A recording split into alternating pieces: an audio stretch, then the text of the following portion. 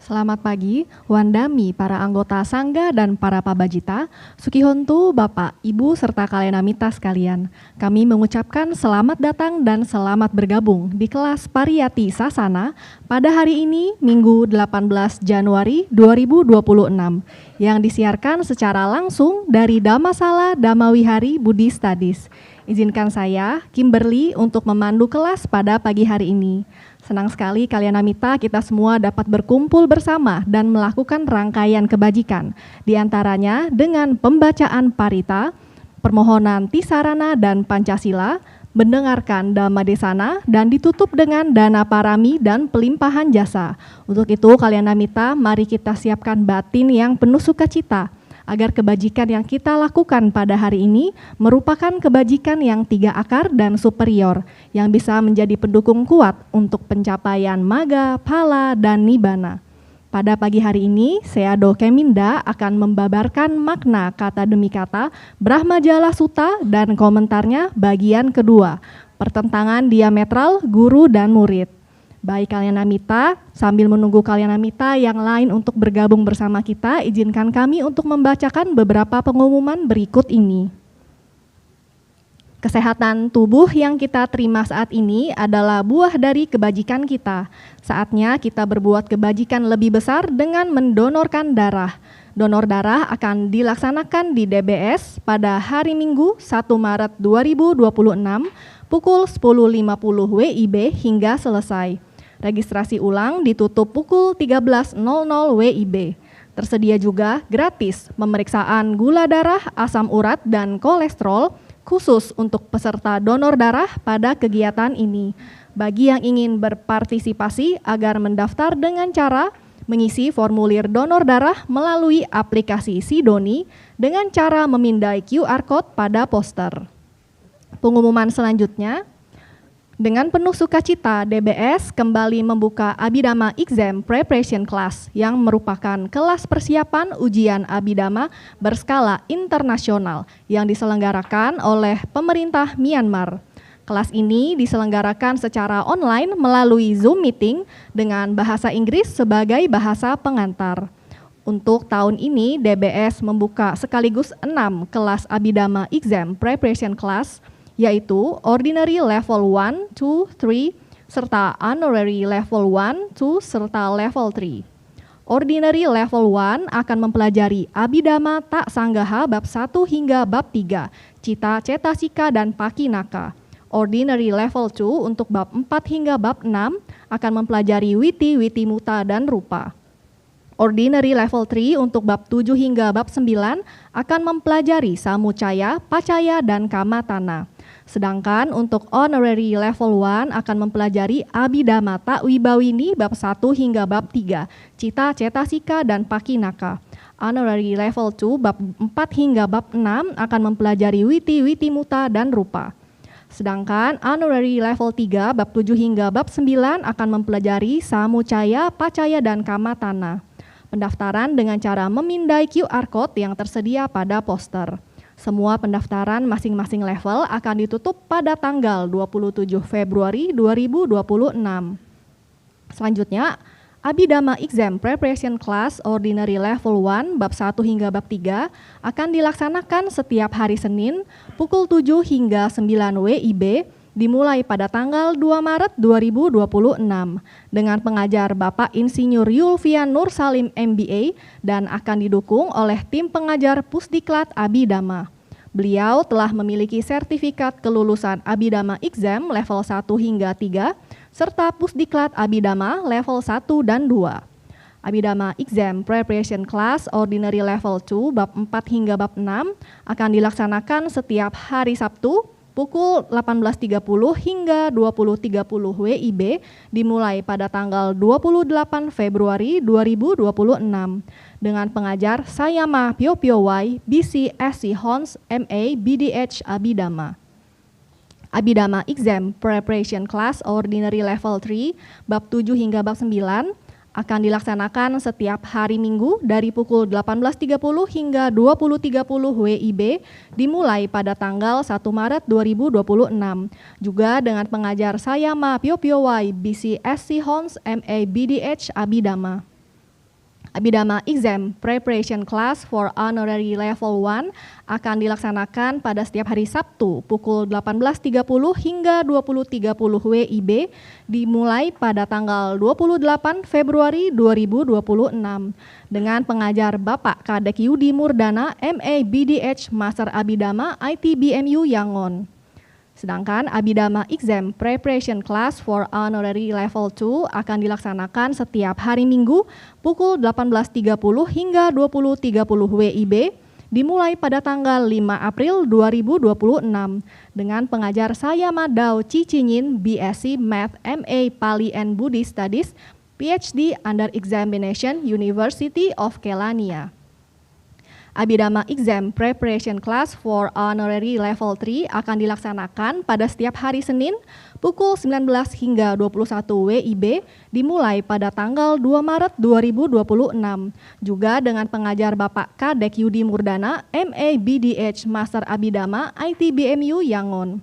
Segala informasi lebih lanjut dapat menghubungi Pusat Informasi DBS di nomor 0813 8700 3600. Pengumuman selanjutnya, dengan penuh sukacita dan rasa syukur, DBS menyampaikan anumodana atas kebajikan dana paket permata yang telah dihimpun umat DBS pada perayaan Katina yang lalu. Melalui dana paket permata ini, Bante Obananda telah menjalankan medical check-up serta tindak lanjut medis yang diperlukan di RS Secipik, sehingga kondisi kesehatan beliau kini berangsur membaik dan dapat kembali menjalankan aktivitas dengan lebih baik. Kebajikan ini merupakan wujud nyata praktik dana dan weawaca demi kesejahteraan Biku Sangga. Semoga setiap kebajikan yang telah kita lakukan bersama menjadi kondisi untuk pencapaian maga, pala, dan nibana. Sadu, sadu, sadu. Penyaluran dana paket permata ini dapat kita saksikan melalui tayangan video berikut ini.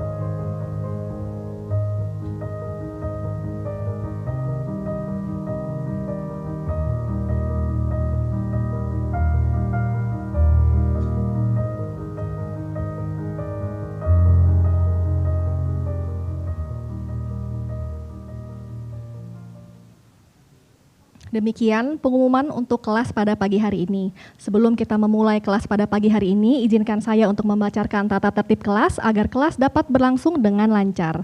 Yang pertama, bagi kalian Amita yang telah bergabung di ruang Dhammasala, kami himbau untuk tetap menjaga keheringan Anda dengan memastikan handphone sudah dalam mode silent dan meminimalisir pembicaraan satu sama lain. Tidak menutup kepala dengan hoodie atau topi dan tidak duduk dengan bersila ataupun menyilangkan kaki di atas kursi.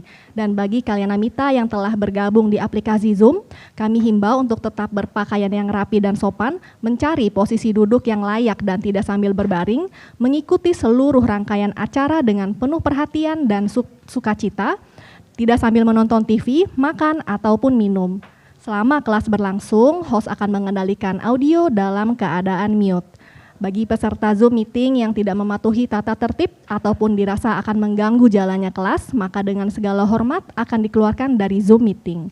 Baik kalian Amita, mari kita siapkan batin dan jasmani karena sebentar lagi saya Doke Minda akan memasuki ruang Dhammasala untuk membabarkan Dhamma Desana.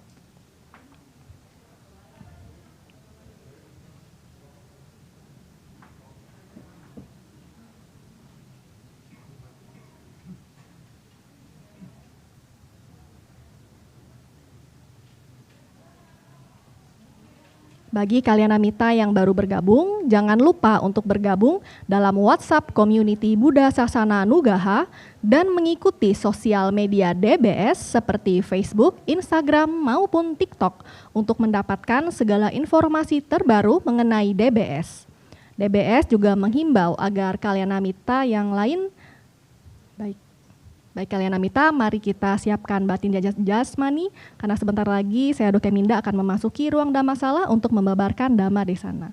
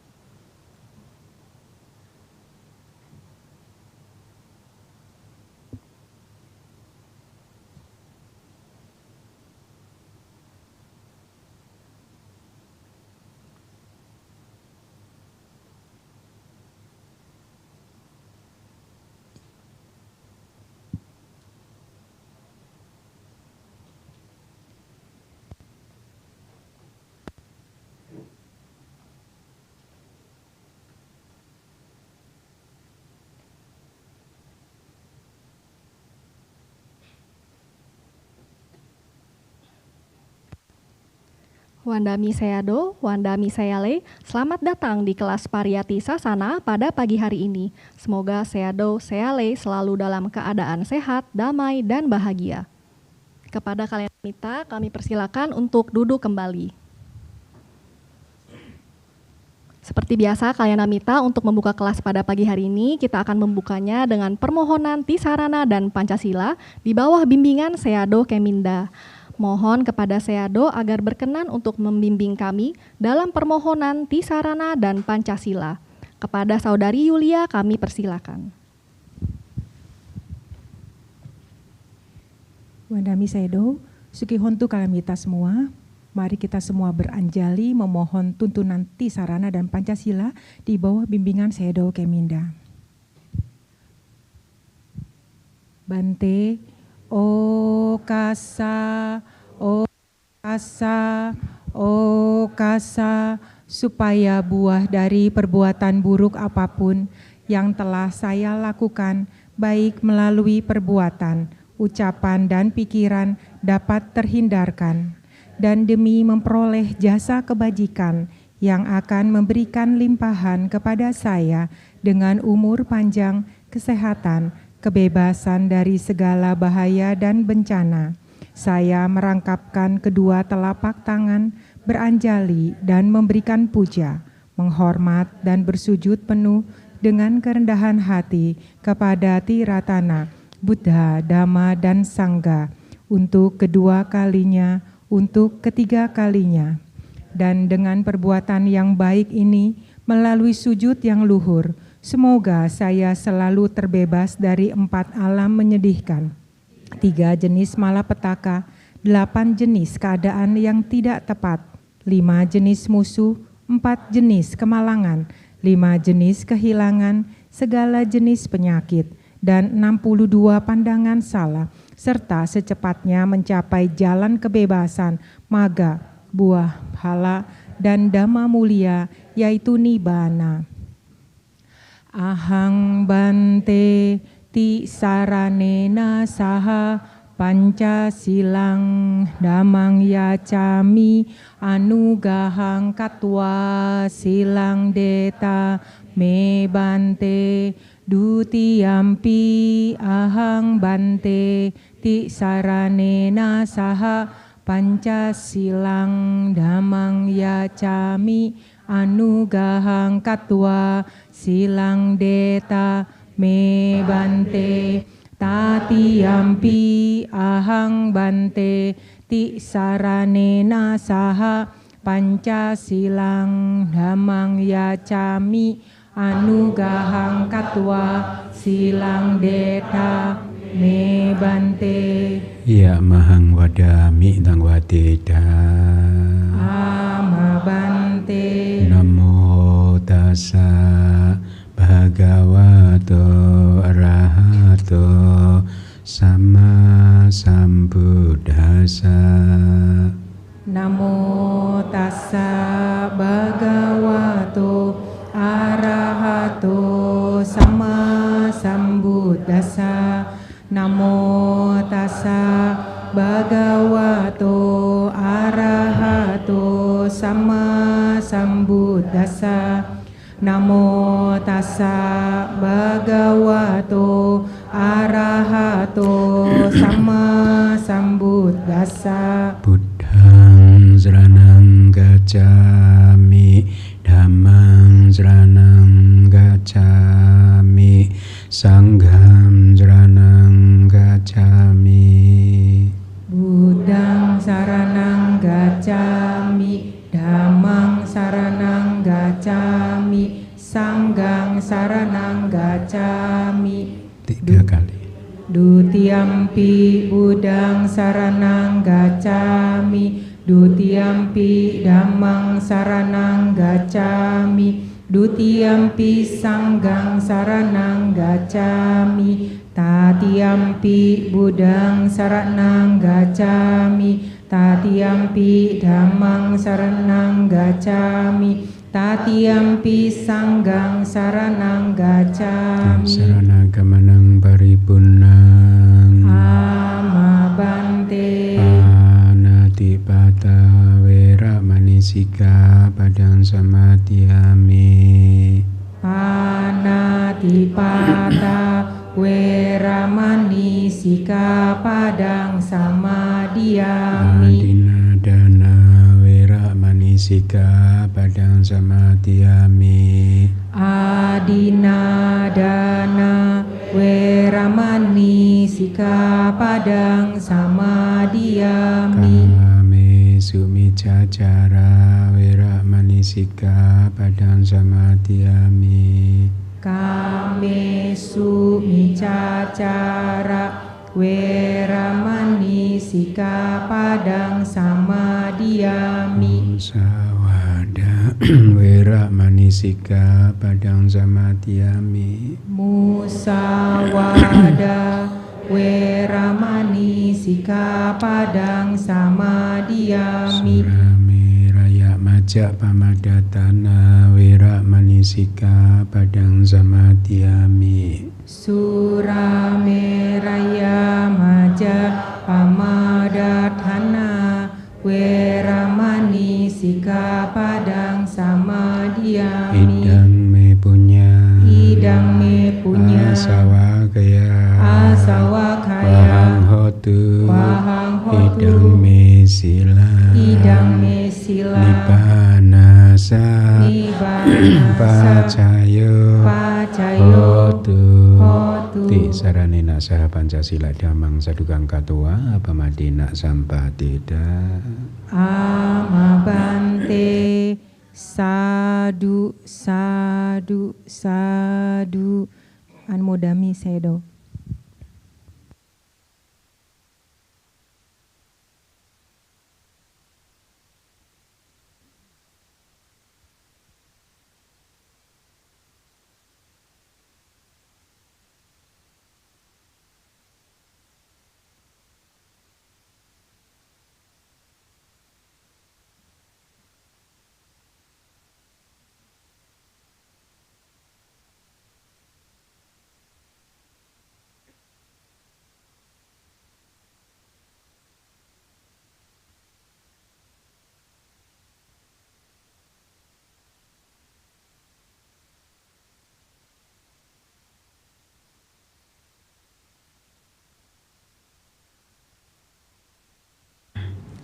Baik, sebelum kita memulai kelas pada pagi hari ini, mari kita bersama-sama memberikan penghormatan kepada Guru Agung kita dengan mengucapkan Namo Tassa 3 kali. Namo Tassa Bhagavato Arahato Sama Sambuddhassa. Namo Tassa Bhagavato Arahato Sama Sambuddhassa. Namo Tassa Bhagavato Arahato Sama Sambuddhassa. Baik Suki Hontu, Sehale, para upasaka dan upasika sekalian, semoga Anda semua dalam keadaan yang baik, sehat, damai, dan bahagia. Hari ini hari Minggu tanggal 18 Januari 2026 kita bertemu kembali di kelas Pariyati Sasana. Saya tadi mendapat laporan dari pengurus, katanya ada banyak titik di Jakarta banjir ya. Mudah-mudahan segera surut ya, supaya semuanya bisa melakukan aktivitasnya secara normal gitu. Baik, para upasaka dan upasika sekalian, kita masuk di kelas yang kedua untuk topik Brahma Jala Sutta dan komentarnya ya. Topik pagi hari ini seperti yang sudah diumumkan adalah pertentangan diametral antara guru dan murid. Diametral itu kayak berhadapan-hadapan secara langsung begitu ya. Jadi ini pertentangan yang cukup tajam begitu ya. Tetapi sebelum masuk ke topik itu, kita masih punya sedikit sisa dari topik kelas yang lalu, yaitu tentang Ewang Mesutang ya. Minggu lalu kita udah jelaskan tentang pencapaian 2 pasang roda oleh Yang Mulia Ananda kan. Masih ingat sepasang yang pertama itu adalah Patik Rupa Desa Wasa, tinggal di tempat yang sesuai. Jadi ini sangat penting sekali bagi Anda juga. Kalau Anda tinggal di tempat yang sesuai itu adalah tempat di mana ajaran Buddha itu berkembang ya. Tempat di mana Anda mudah ketemu dengan Sangga Biku, dengan kalau di teks dikatakan juga Sangga Bikuni, cuman sekarang kan Sangga Bikuni belum begitu ini ya. Justru masih kontroversi karena ada sebagian yang menolak, ada sebagian yang menerima Sangga Bikuni Theravada gitu. Kemudian juga intinya di tempat yang sesuai itu adalah tempat di mana catuk parisanya lengkap. Catuk parisa itu for assembly. For assembly itu kayak 4 majelis gitu ya, 4 kumpulan begitu. Yaitu majelis atau kumpulan para biku, kumpulan para bikuni, kumpulan para upasaka, dan kumpulan para upasika. Itu tempat yang sesuai. Bayangkan kalau Anda tinggal di tempat yang seperti itu, maka Anda akan gampang berkembang di dalam kelahiran Anda kali ini, karena Anda akan mendapatkan ajaran Buddha ya dari kitab suci, kemudian Anda mendapatkan kesempatan untuk menanam kebajikan-kebajikan seperti dana, sila, dan lain sebagainya. Bayangkan kalau saudara kita yang tidak tinggal di tempat yang sesuai, tidak ada biku, tidak ada 4 majelis tadi, maka ya hidup mereka hanyalah ya begitu, lahir bekerja tidur, lahir bekerja tidur gitu, mungkin rutenya seperti itu gitu. Nah makanya sepasang roda yang awal, yang pertama adalah itu tadi Patik Rupa Desa Wasa, tinggal di tempat yang sesuai. Kemudian juga roda yang kedua Sapurisa Wasa, ya artinya bergantung atau mendapatkan dukungan dari orang-orang yang berbudi luhur ya. Kalau di teks kadang dikatakan orang yang berbudi luhur itu siapa sih? Buddha gitu. Kalau nggak ada Buddha, arahat. Kalau nggak ada arahat, anagami. Kalau nggak ada anagami, sakadagami. Kalau nggak ada sakadagami, sotapana. Kalau nggak ada sotapana, mereka yang sedang berlatih untuk mencapai itu. Atau katanya guru yang bisa membabarkan seluruh kitab suci. Kalau nggak ada guru yang bisa membabarkan seluruh kitab suci, ya paling tidak 4 nikaya. Itu. Kalau nggak ada yang bisa membabarkan 4 nikaya, 3 nikaya dan seterusnya.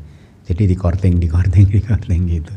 Jadi dengan bergantung pada mereka, maka Anda mendapatkan dukungan dari orang-orang yang berbudi luhur gitu. Kemudian sepasang roda yang terakhir adalah mengarahkan diri Anda ke arah yang benar ya. Kalau tadinya Anda belum murah hati, Anda arahkan diri Anda untuk menjadi orang yang murah hati, sering berdana.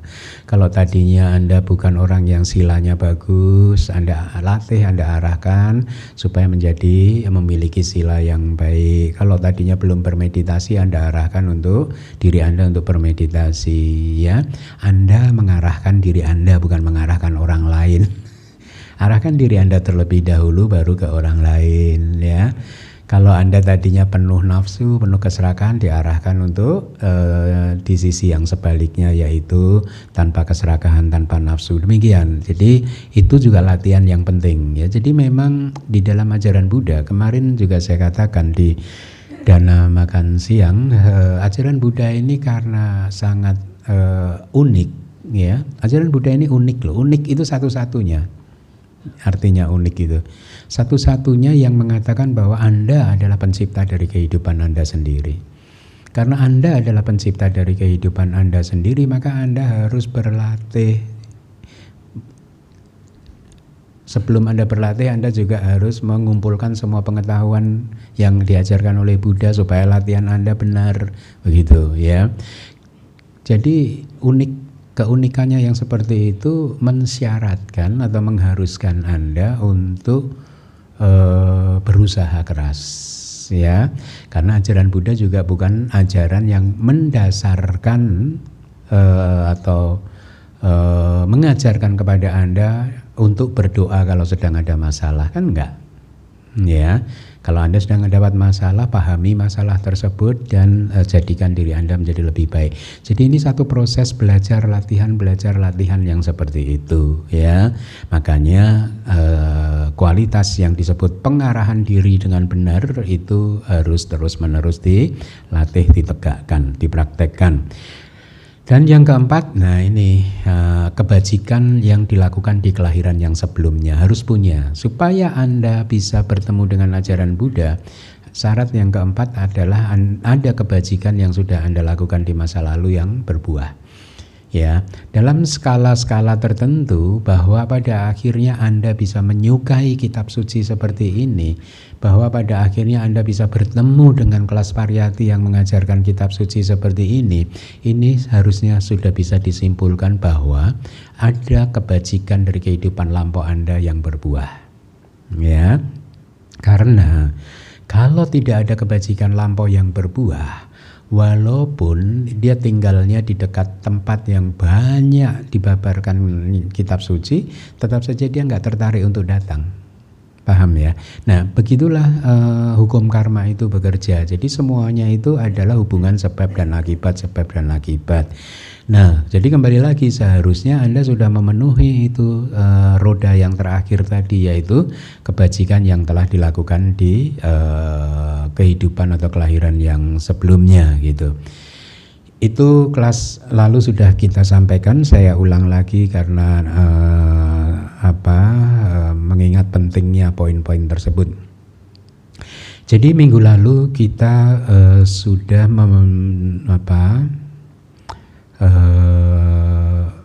mendengarkan penjelasan tentang bagaimana yang mulia Ananda itu begitu menghormati ajaran Buddha ya. Jadi dikatakan bahwa beliau ini memiliki ingatan yang tajam dan juga telah mendengarkan semua teks dari kitab suci serta menghafalnya dan sering melantunkannya gitu. Jadi kalau di Myanmar itu yang para biku itu sering itu mau jalan meditasi jalan atau pas habis makan biasanya kita jalan ke sana kemari ups and downs gitu itu sambil melantunkan teks gitu. Ewang mesutang namanya bagawa sawati yang wihara di jenona tapi tiga itu sambil berjalan begitu ke sana kemari gitu. Jadi sambil menghafalkan teks gitu ya. Kemudian yang mulia Ananda itu juga orang yang karena hafal dengan baik teks-teks tersebut, dikatakan bahwa beliau ini memiliki kesempurnaan pemahaman dalam hal arti dan juga huruf-hurufnya gitu ya. Kenapa sih huruf kok dimention atau disebutkan di sini? Iya, karena di dalam bahasa Pali huruf itu spesifik satu persatu. Kalau kita mengejanya, melantunkannya, melafalkannya salah, nulisnya salah, maknanya berbeda. Gitu ya. Mungkin kalau di bahasa Mandarin atau Hokkien tuh pakai nada atau apa itu ya. Kalau nadanya salah itu maknanya berbeda kan. Dulu ketika baru pertama kali masuk ke Myanmar itu juga bahasa dengan nada, tapi hanya 3 nada, naik, datar, dan turun gitu. Jadi waktu kita kan kuliah itu dapat pelajaran bahasa Myanmar selama 3 tahun itu. Saya terus terang kesulitan itu. Ya bagaimana? Itu pertama kalinya saya bertemu dengan bahasa pakai nada. Yang artinya nadanya berbeda, maknanya berbeda. Misalkan sa sama sa itu artinya beda. Gitu. Jadi waduh ini susah ini. Baru tahun pertama saya udah menyerah itu. Menyerah itu semata-mata karena saya merasa ini bukan prioritas saya. Jadi akhirnya memang bahasa Myanmar itu saya tidak prioritaskan karena saya lebih fokus ke kitab suci ya. Jadi kalau saya bercanda sama Bante-Bante Myanmar itu, Bante gimana bahasa Myanmar? Sulit Bante gitu. Kenapa sulit? Itu pakai nadanya itu yang susah gitu. Karena kalau kita di Indonesia nggak kenal begitu gitu. Beda nada beda arti, enggak di Indonesia beda nada sama artinya. Yang beda hanya emosinya, Pak. Kalau lagi marah nadanya naik, kalau pas lagi hatinya enak nadanya datar gitu. Nah kalau ini artinya beda, makanya itulah gitu ya. Nah yang mulia Ananda itu sempurna pemahamannya dalam makna dan juga huruf gitu ya. Dan dengan mengucapkan Ewang Mesutang beliau membangkitkan rasa hormat. Nah ini teladan bagi khususnya mungkin guru dharma, teladan bagi pembabar dhamma. Jadi bahkan yang mulia Ananda saja membangkitkan rasa hormat kepada kitab suci. Ya, jadi ini saya suka itu. Jadi sangat saya jadi waktu membaca pertama kali di Myanmar begini ini saya terpukau. Wow, integritasnya beliau bagus ya. Belakangan saya tahu, oh lah beliau arahat.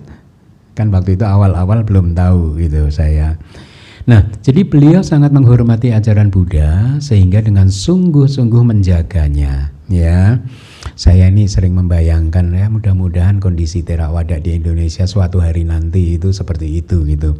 Semua gurunya itu terpelajar gitu. Beberapa waktu yang lalu saya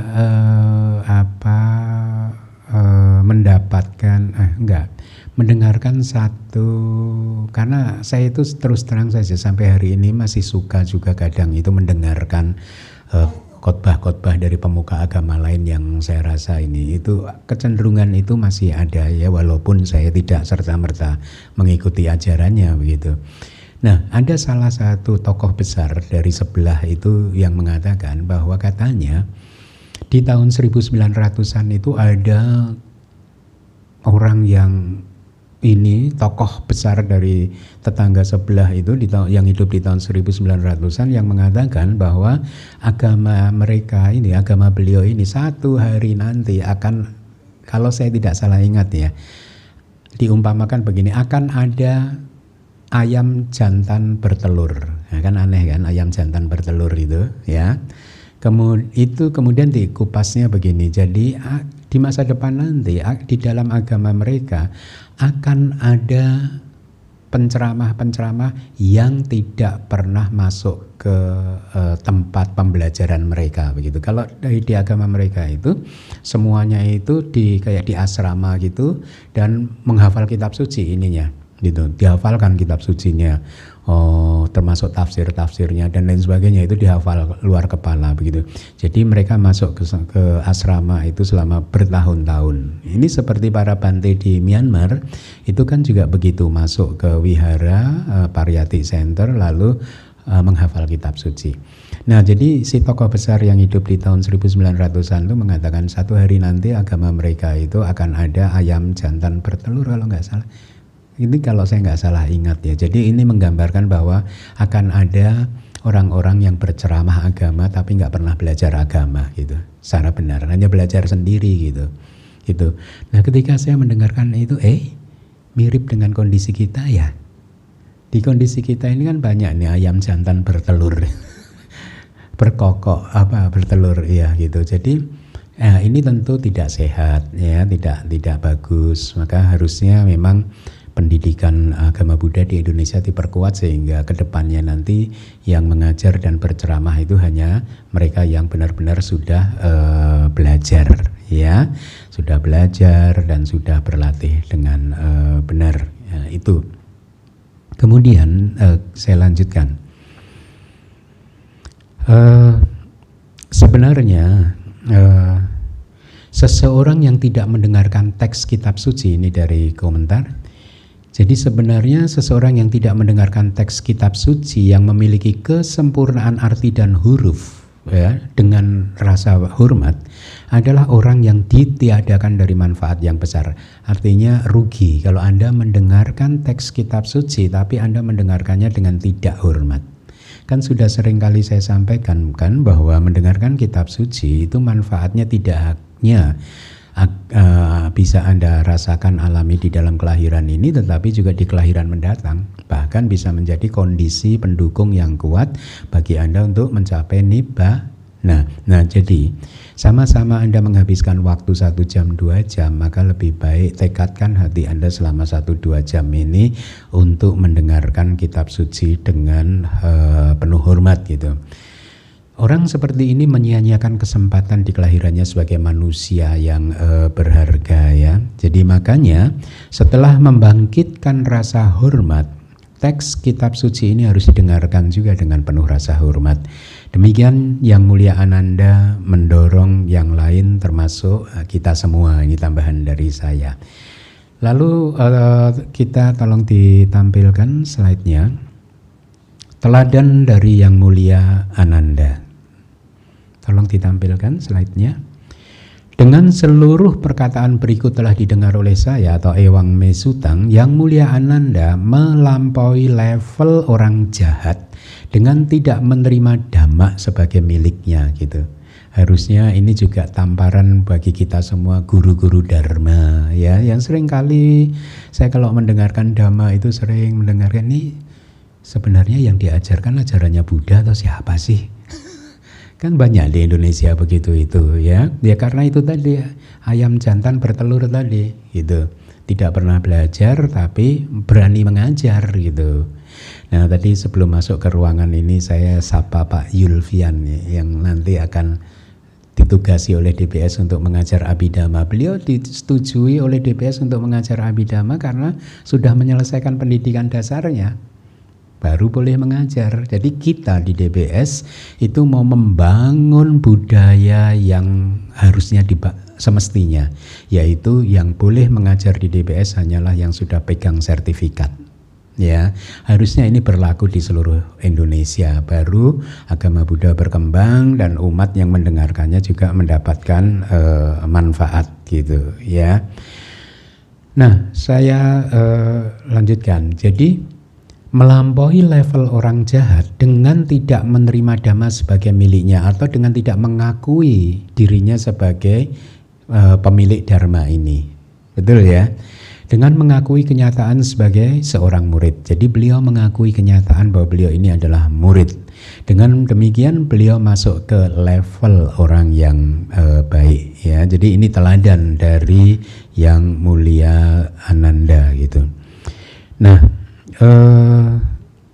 ya artinya pokoknya kalau harusnya semestinya guru dharma hanya mengajarkan ajaran Buddha gitu ya, bukan sebaliknya mengatasnamakan ceramah dhamma tapi yang diajarkan bukan ajaran Buddha ya, kira-kira intinya begitu. Itu interpretasi saya dengan mengambil teladan dari Yang Mulia Ananda gitu ya. Nah, oke, kita lanjutkan. Teladan yang lain, dengan cara demikian beliau mengalihkan pikirannya dari doktrinnya orang jahat dan membuat pikirannya tertuju pada doktrin sejati. Paham nggak maksudnya? Dengan fokus sadar bahwa apa yang akan disampaikan ini adalah ajarannya Buddha, jadi beliau menghindari penyusupan atau kesalahan-kesalahan yang memungkinkan di mana ajarannya orang jahat masuk ke dalam apa yang akan beliau sampaikan di Dewan Buddhis yang pertama. Begitu. Ajaran orang jahat itu sebenarnya adalah ajaran yang memiliki pandangan salah. Ya. Nanti sutta ini kan di bagian akhir akan membahas apa saja sih 62 pandangan salah itu ya. Supaya Anda makin tahu, oh iya benar ya. Ke-62-nya itu benar-benar pandangan yang salah begitu ya. Nah, jadi itu teladan-teladan dari Yang Mulia Ananda, ada tambahan keterangan, doktrin yang jahat itu adalah doktrin yang tidak murni, yang berasosiasi dengan pandangan salah, ya. Dengan memperlihatkan makna ini adalah sabda begawan itu sendiri, sabda itulah yang telah saya dengar sepenuhnya. Jadi kata Ewang Mesutang mengandung makna seperti itu. Dengan demikian beliau membebaskan dirinya dengan tidak mengaku sebagai seorang Buddha, dan juga menuntun ke dalam sabda sang penakluk dan menetapkan dhamma sebagai panduan. Bagus kan? Jadi panduannya adalah dhamma. Dhamma itu ajaran Buddha gitu. Panduannya bukan ajarannya Yang Mulia Ananda. Ya, panduan Anda juga haruslah kitab suci, bukan ajarannya Bante Keminda atau Bante-Bante siapapun itu juga. Harus kitab suci, itu yang Anda jadikan panduan, karena itu adalah guru yang ditunjuk oleh Buddha Gautama untuk melanjutkan pengajarannya gitu. Nah, semoga lebih jauh lagi, dengan tidak mengakui dhamma sebagai sesuatu yang dihasilkan oleh dirinya sendiri dan mengungkap sabda sang Buddha sebelumnya, beliau menghancurkan ketidakpercayaan semua dewa dan manusia pada dhamma ini dengan memperlihatkan makna, saya telah menerima sabda ini di hadapan begawan tersebut, yaitu orang yang sepenuhnya tercerahkan. Jadi dengan demikian beliau juga mengharapkan semua dewa dan manusia itu percaya bahwa ini adalah ajaran langsung dari Buddha. Kita masuk ke bagian pertama dari sutanya, yaitu di paragraf pertama berbunyi seperti di layar. Berikut yang telah didengar oleh saya, pada suatu waktu begawan bepergian di sepanjang jalan utama di antara Raja Gaha dan Nalanda bersama dengan rombongan besar para biku. Dengan jumlah 500 biku, pengembara fakir Supia juga bepergian di sepanjang jalan utama di antara Raja Gaha dan Nalanda bersama dengan muridnya, yaitu pemuda Brahma Datta. Arti daripada suatu waktu ini semata-mata hanyalah kalimat yang menjelaskan waktu tapi tidak ditentukan kapan itu gitu. Beliau hanya mengatakan ya pada suatu waktu gitu. Di dalam kalimat pada suatu waktu tersebut, walaupun setiap diskursus atau setiap sutta itu sebenarnya disampaikan di tahunnya masing-masing, di musim bulan paksa. Paksa itu 2 mingguan itu loh, kayak bulan gelap, bulan terangnya gitu loh. Ya, jadi paksa waktu malam atau siang harinya masing-masing, tapi semuanya itu dipahami secara lengkap dan telah dipastikan dengan baik oleh sesepuh Ananda dengan kebijaksanaannya. Ya, tidaklah mungkin untuk mengingat dan meresitasinya dengan mudah, serta tidaklah mungkin untuk membuatnya bisa diresitasikan dengan mudah, serta akan ada banyak hal yang harus dikatakan. Makanya beliau berkata pada suatu waktu, paham nggak? Anda harus terus ikuti konteksnya ya, bahwa ini disampaikan Yang Mulia Ananda di Dewan Buddhis pertama ketika beliau ditanya oleh Yang Mulia Mahakasapa kan. Jadi dijelaskan di kitab komentar, Yang Mulia Ananda hanya mengucapkan ekang samayang pada suatu waktu, itu tidak disebutkan tanggalnya, bulannya, harinya, tahunnya, ini bulan terang atau bulan gelap dan seterusnya. Begitu tidak disebutkan, karena kalau disebutkan nanti akan terlalu banyak yang diucapkan karena sutanya kan banyak kan. Ya, jadi akan membebani juga generasi berikutnya untuk menghafalnya gitu.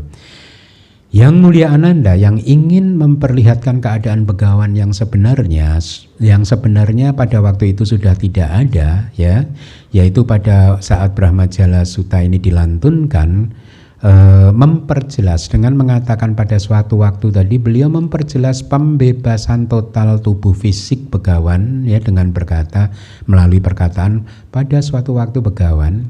Jadi maknanya juga bahwa Yang Mulia Ananda menunjukkan kepada semuanya bahwa ketika sutta tersebut disampaikan oleh beliau, itu Buddha sudah parinibbana gitu. Oleh karena itu Yang Mulia Ananda membuat umat yang lupa untuk melakukan perbuatan baik atau berlatih dhamma karena bangga memiliki umur panjang, khawatir dengan beliau Yang Mulia Ananda khawatir dengan seolah-olah berkata begini, Itu lo lihat, bahkan Sang Buddha yang menguraikan ajaran mulia yang seperti itu pun, yang memiliki 10 kekuatan supernormal, memiliki tubuh yang seperti massa berlian pun akhirnya harus meninggal. Akhirnya harus mencapai pembebasan akhir.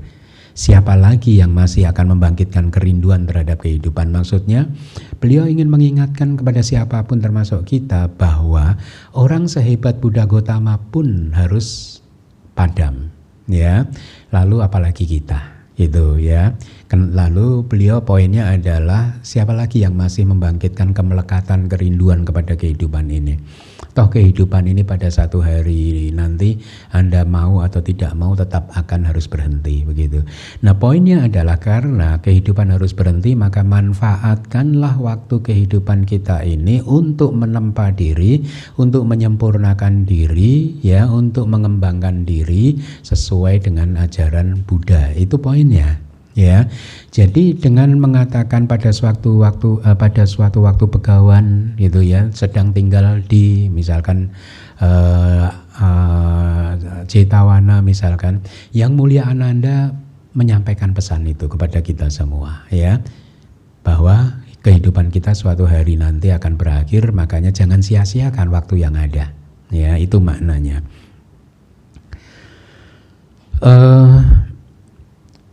Selanjutnya, sekarang penjelasan kata yang saya tebalkan itu, bold itu di antara, ya.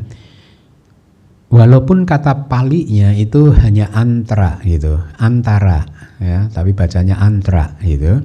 Tapi maknanya adalah di antara, ya. Ada beberapa arti dari antra bahasa Pali yang maknanya di antara itu, misalkan. Ya ada banyak makna, tapi saya nggak sampaikan di sini ya, karena mungkin tidak begitu penting juga bagi Anda gitu. Kemudian bepergian di sepanjang jalan utama itu lihat ya, berarti pergi di sepanjang jalan raya. Ya, artinya Buddha memasuki jalan raya, jalan besar yang panjang begitu. Besar di dalam teks bersama dengan rombongan besar para biku itu artinya rombongan para biku yang menyertai Buddha pada saat itu memiliki keutamaan-keutamaan yang besar, memiliki kualitas-kualitas pencapaian yang sangat besar, dan yang kedua juga jumlahnya pun besar ya, yaitu 500 biku. Sesungguhnya rombongan para biku tersebut dikatakan besar dalam hal keutamaan karena memiliki keutamaan ya, tidak hanya pencapaian meditatif tetapi juga kesahajaan ya, kesahajaan tuh hidupnya itu apa adanya ya, dengan segala kualitas-kualitas yang baiknya. Rombongan biku tersebut jumlahnya besar karena ada 500 biku. Terus penjelasan untuk pengembara fakir itu adalah seorang pengembara fakir yang berpakaian. Jadi Supya dan juga muridnya Brahmadatta ini adalah pengembara fakir tapi yang memakai pakaian, karena ada pengembara fakir yang tidak berpakaian. Dulu ketika tahun 2000 itu saya ke India ya, sebelum jadi biku kan saya sempat mencari gurunya di India. Saya bertemu loh dengan pertapa telanjang, benar-benar telanjang gitu. Ya waktu itu saya bertemu itu ya, jadi masih ada bahkan di zaman modern ini gitu. Nah, berkaitan dengan pengembara fakir, Paribhajaka ini adalah seseorang yang sebenarnya memutuskan menempuh kehidupan seperti kami para biku, meninggalkan kehidupan rumah tangga, tetapi mereka ini hidupnya mengembara, berpindah patah ke sana kemari dan melaksanakan ajaran besarnya, begitu, ajaran dari guru-guru besarnya. Seperti yang di kelas yang pertama yang sudah saya sampaikan, Anda harus ingat bahwa munculnya Buddha itu adalah di zaman keemasan India, zaman keemasan spiritual India. Jadi pada saat Buddha lahir, India itu sudah berkembang secara spiritual. Ya, puncak perkembangan spiritual yang pernah saya baca di salah satu buku dari luar itu dikatakan di tahun-tahun tersebut. Begitu, makanya di zaman Buddha, kontemporer dengan Buddha itu ada banyak tokoh-tokoh spiritual terkenal ya. seperti yang minggu lalu sudah saya sampaikan. Nah, di samping pengembara fakir, ya jadi pengembara fakir ini katanya juga tujuannya mencapai kesempurnaan spiritual. Seperti kita ingin mencapai nibbana, mereka juga ingin mencapai kesempurnaan, tetapi konsep ajarannya berbeda, tujuannya juga berbeda. Jadi mereka ini adalah praktisi spiritual. Nah, selain pengembara fakir yang berpakaian, ada pengembara fakir yang telanjang tadi, ya. Nah, kebetulan yang kali ini itu adalah pengembara fakir yang berpakaian. Jadi dikatakan bahwa jadi ini untuk membedakan, ya, ada yang tidak berpakaian seperti aliran Ajiwaka atau Niganta Nataputa, itu katanya tidak berpakaian gitu. Ya. Nah, saya tadi sempat baca buku di internet untuk mencari informasi itu dan mendapatkan penjelasan bahwa kelompok ini di zaman dulu itu cukup besar dan hidupnya biasanya di lembah Indus begitu ya. Itu cukup besar ya. Oke. Nah, Supya dan Brahmadatta ini murid dari alirannya Sanjaya. Nah, Anda ingat Sanjaya ini juga dulu sebelum menjadi yang Arya Sariputta, itu sebelum Upatissa Kolita, yaitu pernah berguru kepada Sanjaya ini. Di dalam teks bersama dengan muridnya, pemuda Brahmadatta, itu disebut sebagai murid karena ini definisi dalam kitab suci kita. Kenapa seseorang itu disebut murid? Artinya adalah dia disebut murid karena satu, dia tinggal di dekat gurunya, maka dia disebut murid, ya. Atau artinya, arti lainnya adalah seseorang yang berkeliaran di dekat gurunya, atau seseorang yang selalu dekat dengan gurunya, maka dia disebut sebagai murid. Itu definisinya. Nah, Brahmadatta itu adalah murid tersebut, yaitu dari pengembara fakir Supya. Kata di sana, di slide tersebut ada dua arti. Yang pertama, di sepanjang jalan raya tersebut, ya. Atau yang kedua, di antara dua orang itu tadi. Jadi bisa diterjemahkan dengan dua makna. Di sana artinya di sepanjang jalan raya atau di antara dua guru dan murid tadi gitu.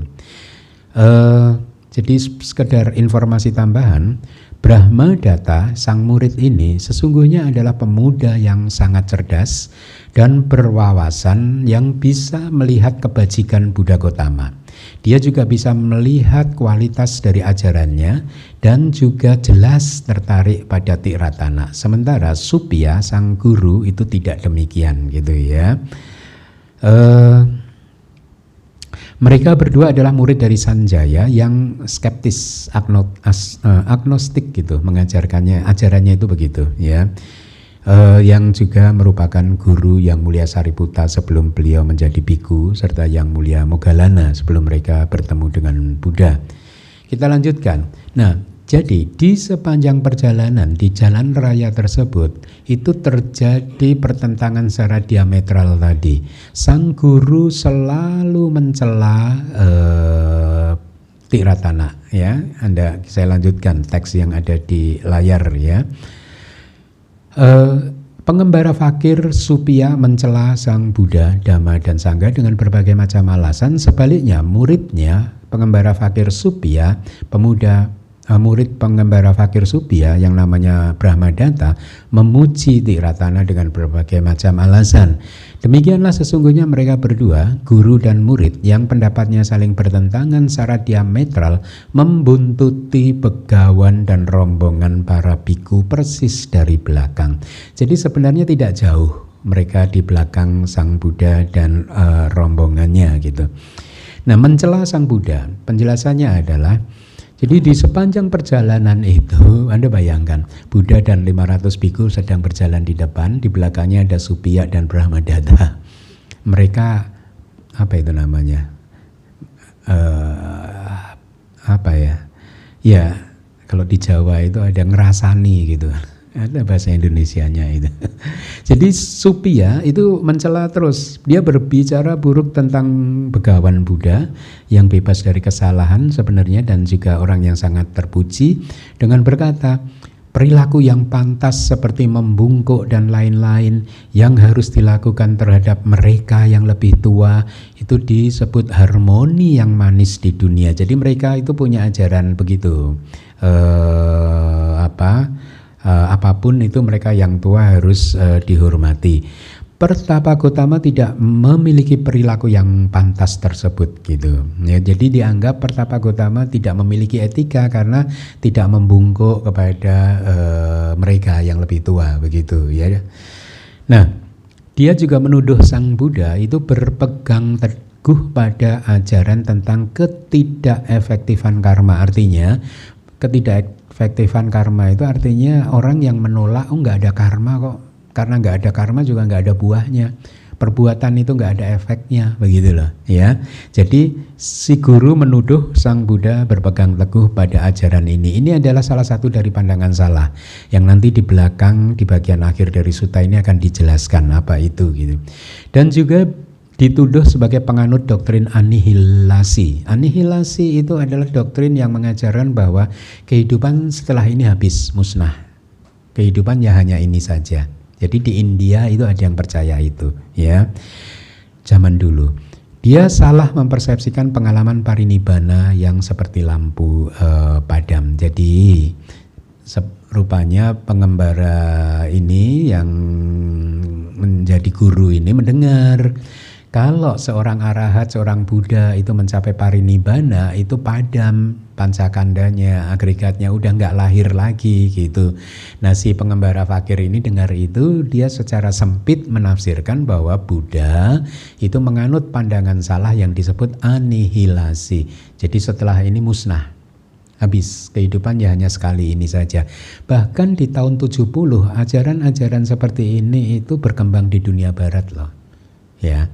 Jadi orang-orang barat itu juga berpikir banyak waktu itu yang saya baca itu tahun 70 percaya bahwa hidup ini sekali, makanya dia hedon gitu, hidup dalam hedonisme gitu, menikmati kehidupan ini semaksimal mungkin, sebebas-bebasnya, toh setelah ini nggak ada kehidupan lagi. Jadi mumpung masih hidup katanya, ya, jadi dinikmati semuanya gitu. Makanya akhirnya berkembang kan kehidupan bebas di barat itu gitu.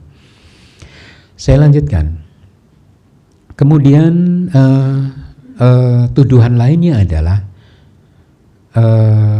Buddha ini tadi nihilis kan, ya, pembenci, ya, orang yang membenci mereka yang berbeda aliran, mengabdikan diri pada pertapaan religius dan juga orang yang rendah sebenarnya. Dituduh begitu.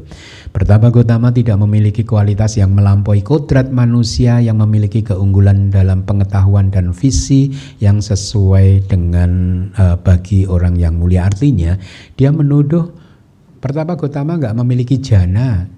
Pertapa Gautama nggak mencapai magga pala nibbana gitu, ya, itu artinya begitu, ya. Jadi karena nggak mencapai magga dan pala, maka Pertapa Gautama tidak menghancurkan atau belum menghancurkan kotoran batin. Itu tuduhan dari gurunya. Tuduhan yang lain atau celaan dari Supia, Pertapa Gautama mengajarkan dhamma yang dirumuskan melalui nalarnya sendiri katanya. Dia hanya mengikuti alur penyelidikan personalnya sendiri dan muncul secara alamiah karena pikirannya sendiri, ya, sifat bawaan pikirannya sendiri. Dia ini sebenarnya bukan orang yang maha tahu. Jadi di India pada waktu itu yang saya pernah baca, itu ada banyak tokoh spiritual besar yang dijuluki Sang Maha Tahu, yang maha tahu, maha mengetahui. Ya, jadi tidak hanya Tuhan yang maha mengetahui. Di India dulu banyak tokoh-tokoh yang mendapat atribut atau julukan sebagai yang maha mengetahui. Ya, salah satunya Buddha. Memang Buddha memang maha tahu gitu.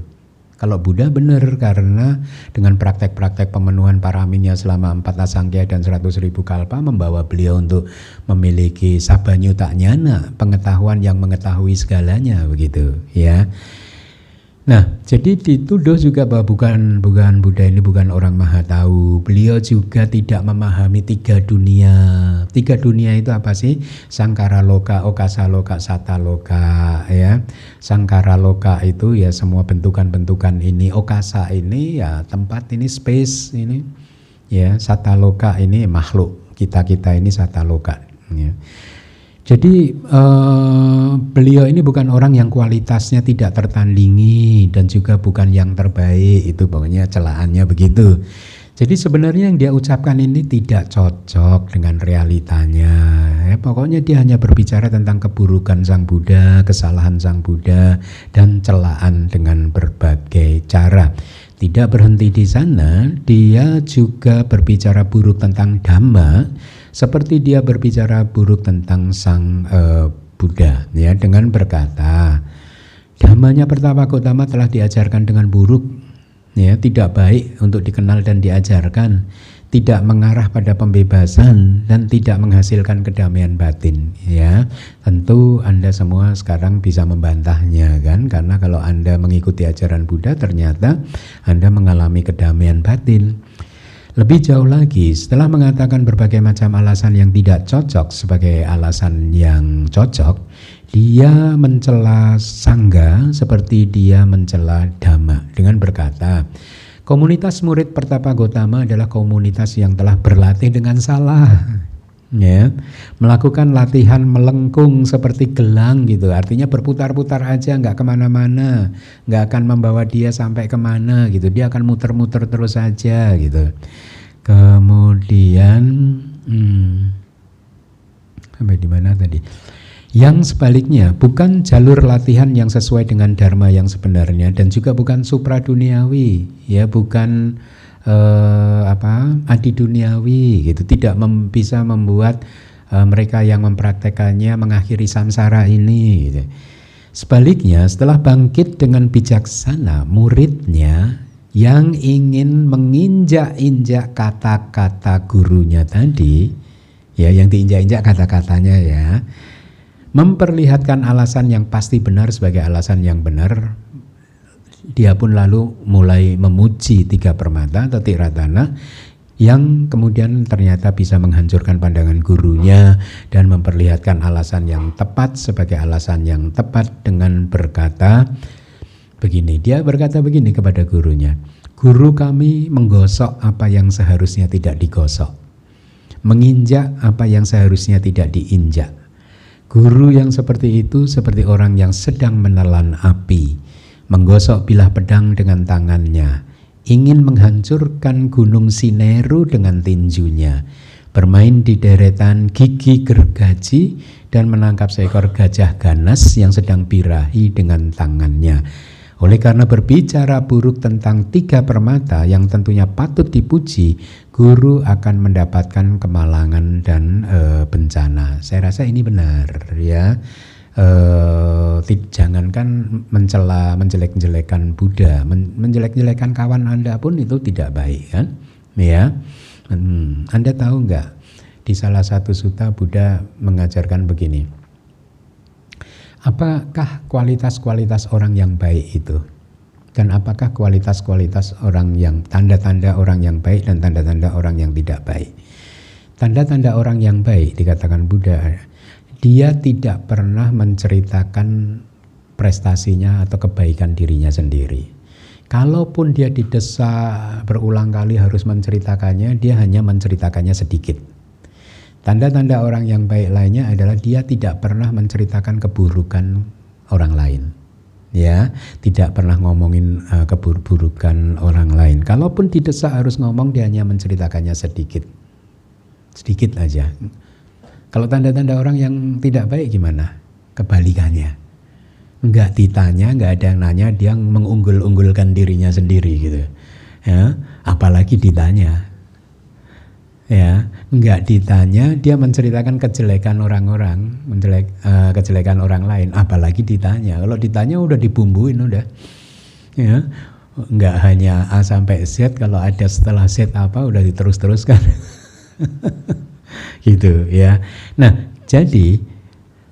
Sang murid mengatakan gurunya sudah melakukan sesuatu yang buruk yang hanya akan menghasilkan kemalangan dan bencana bagi dirinya karena melakukan karma buruk ya. Sekarang Anda paham ya, tidak hanya menjelek-jelekan Buddha tetapi menjelekkan orang lain juga bukan hal yang baik. Bahwasanya ketika guru menginjak kotoran, api, semak berduri atau ular kobra hitam, atau ketika guru menaiki sebuah sula itu kayak tombak gitu, trisula, ini sula gitu, meminum bisa ular yang mematikan, tergelincir ke dalam air yang bersifat kaustik. Bersifat kaustik itu apa? Asin ya? Mungkin ya? Oh, soda, basa ya, basa, benar-benar soda ya. Nah, dan atau jatuh ke jurang yang curam, semuanya itu tidak boleh diikuti oleh muridnya. Jadi ya kalau sebagai murid begitu, kalau gurunya kira-kira mau masuk ke jurang ya jangan diikuti gitu ya. Sesungguhnya makhluk hidup pergi ke tujuan masa depannya hanya sesuai dengan karmanya sendiri. Ini ajaran Buddha ya. Jadi Anda nanti jadi apa itu sesuai dengan karma Anda sendiri. Mereka adalah pemilik karmanya sendiri gitu. Seorang ayah tidak pergi ke tujuan masa depannya karena karma anaknya. Nah ini bagus nih ya. Jadi seorang ayah tidak mengalami nasib apapun di masa depan disebabkan oleh karma anaknya gitu. Seorang anak juga tidak pergi ke tujuan masa depannya karena karma ayahnya. Seorang ibu tidak pergi ke tujuan masa depannya karena karma anaknya, demikian pula sebaliknya. Seorang saudara laki-laki tidak pergi ke tujuan masa depannya karena karma saudari perempuannya, demikian pula sebaliknya. Seorang guru tidak pergi ke tujuan masa depannya karena karma muridnya, demikian pula sebaliknya, yaitu seorang murid juga tidak akan pergi ke tempat tujuan di masa depan karena gurunya gitu ya. Semua karena diri kita sendiri gitu ya. Semua karena karma kita sendiri. Tapi kan ada nasihat Buddha yang lain bahwa jangan bergaul dengan orang yang bebal. Ingat enggak?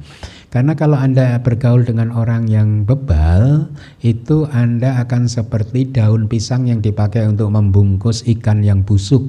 Lama-lama Anda busuk juga ya. Tapi kalau Anda busuk bukan karena itu, bukan karena orang lain. Anda busuk karena buah karma Anda sendiri. Jadi tidak boleh menyalahkan orang lain. Atau seperti deretan rumah bambu yang berderet-deret, kemudian salah satu rumah bambunya itu terbakar, maka demikianlah berdekatan dengan orang yang bebal. Ya, karena dia sering terbakar, nanti dia akan merembet ke Anda kebakarannya gitu. Tapi ketika Anda kebakar juga tidak boleh mengatakan bahwa ini salahnya dia. Enggak juga, itu karena karma Anda sendiri yang dikondisikan karena Anda berada di dekat orang yang bebal. Jadi orang yang bebal itu menjadi pupuk yang menyuburkan benih karma buruk Anda. Ya, begitu pemahamannya. Kemudian saya lanjutkan. Pemuda Brahmadatta berkata demikian seperti halnya seorang pemuda terhormat yang bijaksana. Oleh sebab itu dikatakan, sebaliknya murid pengembara fakir Supia yang bernama Brahmadatta memuji Sang Buddha, Dhamma dan Sangha dengan berbagai macam alasan ya. Nah, teks kita sebenarnya kemudian menjelaskan arti memuji. Jadi sebenarnya memuji itu berasal dari kata wanang basati, wana, V-A-N-N-A, di bawah N ada titiknya, wana gitu. Nah, arti kata pujian, wana itu bermacam-macam ya. Saya hanya ingin sampaikan supaya Anda tahu sifat dari kitab komentar kita itu seperti itu, dan akhirnya memang membutuhkan memang pembacanya harus juga atau ya yang membaca memang juga kalau ingin memahami hal-hal yang akan saya sampaikan ini, dia memang harus sudah pernah belajar secara benar sih tentang bahasa Pali khususnya gitu. Nah, kata wana itu kadang berarti penampakan, tidak hanya berarti pujian, tapi kadang berarti penampakan ya. Kadang juga berarti kasta, warna ya, warna, kasta, kelahiran gitu ya. Kadang juga berarti kerupawanan, keindahan kulit khususnya, warna kulit gitu ya. dan seterusnya. Saya ada slide-nya sebagian, tolong ditampilkan. Kata wana disebut sebab di dalam teks seperti itu yang ada di layar. Wahai dewa, saya tidak memetik bunga teratai atau merusaknya. Saya mengendus aroma bunga teratai dari kejauhan. Lalu kenapa? Nah, wana itu kenapa gitu dikatakan sebagai pencuri aroma dan lain-lain. Jadi ada banyak sih penjelasan tentang kata wana. Saya sampaikan di sini supaya Anda tahu bahwa sebenarnya ternyata tidak mudah loh menerjemahkan kitab suci kita itu, ya. Karena satu kata bisa mempunyai banyak arti, ya. Saya lanjutkan. Saya lewati pembahasan tentang itu. Konon kabarnya pemuda Brahma Datta ini yang ingin menunjukkan berbagai alasan yang tentu benar yang berhubungan dengan kualitas tiga permata yang anggun dan estetis dengan berbagai macam alasan gitu ya. Sehubungan dengan hal tersebut, kualitas Sang Buddha harus dipahami dalam kalimat begawan ini disebut sebagai seorang arahat karena pantas untuk penghormatan yang spesial dan seterusnya. Jadi kalau Anda ditanya kualitas Buddha itu seperti apa sih, itu loh yang dalam kalimat iti piso bhagawa arahang sama sambuddho wijajarana sampanno sugatolo widu anutaro purisa dhamma sarati sata dewa manusanang buddho bhagawa. Itu kualitas Buddha di situ, ya. Kalau kualitas Dhamma di mana swakato bhagavata dhammo sanditiko akaliko dan seterusnya. Kalau kualitas sangga supatipanno bhagavato sawaka sanggo dan seterusnya. Itu kualitas-kualitasnya begitu gitu ya. Kemudian, wahai para biku, beberapa orang yang memiliki kepercayaan terhadap Sang Buddha itu mereka juga memiliki kepercayaan terhadap orang yang dikatakan mereka memiliki kepercayaan terhadap orang terbaik. Wahai para biku, ketika satu orang muncul di dunia, dia muncul sebagai orang yang tiada bandingannya, tidak tertandingi, yaitu Sang Buddha. Ya, saya rasa sih benar sih. Bukan saya fanatik ya, dari semua pengalaman kehidupan saya memang membuat saya harus memang membenarkan pernyataan bahwa Buddha itu tiada bandingannya begitu ya. Saya udah banyak bertemu dengan guru-guru spiritual dari kecil sampai sebelum menjadi Buddhis itu, ya saya rasa memang Buddha ini berbeda gitu ya. Kemudian kualitas Dhamma harus dipahami dalam konteks tadi. Swakato bhagavata Dhamma telah dijabarkan dengan baik oleh begawan gitu ya. Kenapa? Karena Dhamma itu sedemikian hebatnya sehingga kalau Anda mempraktekkannya, Anda bisa memutus siklus kelahiran kembali. Anda bisa menghancurkan kotoran-kotoran batin ya. Nah, wahai para biku, beberapa orang yang memiliki kepercayaan terhadap jalan mulia yang berunsur 8, mereka memiliki kepercayaan terhadap Dhamma yang terbaik. Ya, lihat latihan kita itu hanyalah mengembangkan jalan mulia berunsur 8. Jalan mulia berunsur 8 itu kalau diperas jadi 3, yaitu apa? Latihan sila, ya, latihan samadhi, konsentrasi, dan latihan panya vipassana. Ya. Lihat, latihan kita itu semuanya bersih loh, ya. Menjaga sila juga menjamin pikiran, ucapan dan perbuatan Anda bersih. Pelatih samadhi juga membersihkan pikiran hati Anda. Melatih kebijaksanaan juga berdampak pada hancurnya semua kotoran-kotoran batin, ya. Jadi Anda harus merasa beruntung pada akhirnya Anda bisa di kelahiran kali ini menemukan ajaran yang sebersih ini ya. Yang saya katakan bersih ini adalah karena tidak menyakiti makhluk siapapun itu juga, tidak bertengkar juga dengan dunia eksternal ya. Masih ingat kan definisi agama yang kemarin minggu lalu saya sampaikan kan?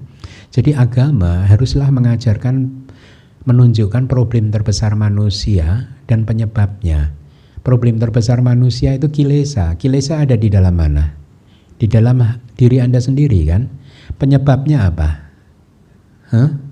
Penyebabnya adalah nafsu-nafsu kehausan Anda. Kalau nafsu kehausan Anda, craving Anda, tanha Anda berhasil Anda hancurkan, kilesa yang lain juga lenyap secara bertahap. Ya, jadi lihat, problemnya ada di diri kita sendiri, penyebabnya juga diri kita sendiri. Jadi harusnya agama tidak mengajarkan permusuhan pada orang lain, tidak mengajarkan pertengkaran dengan orang lain. Ya, karena semuanya baik itu semua masalah dan penyebabnya ada di dalam diri kita masing-masing gitu. Saya lanjutkan.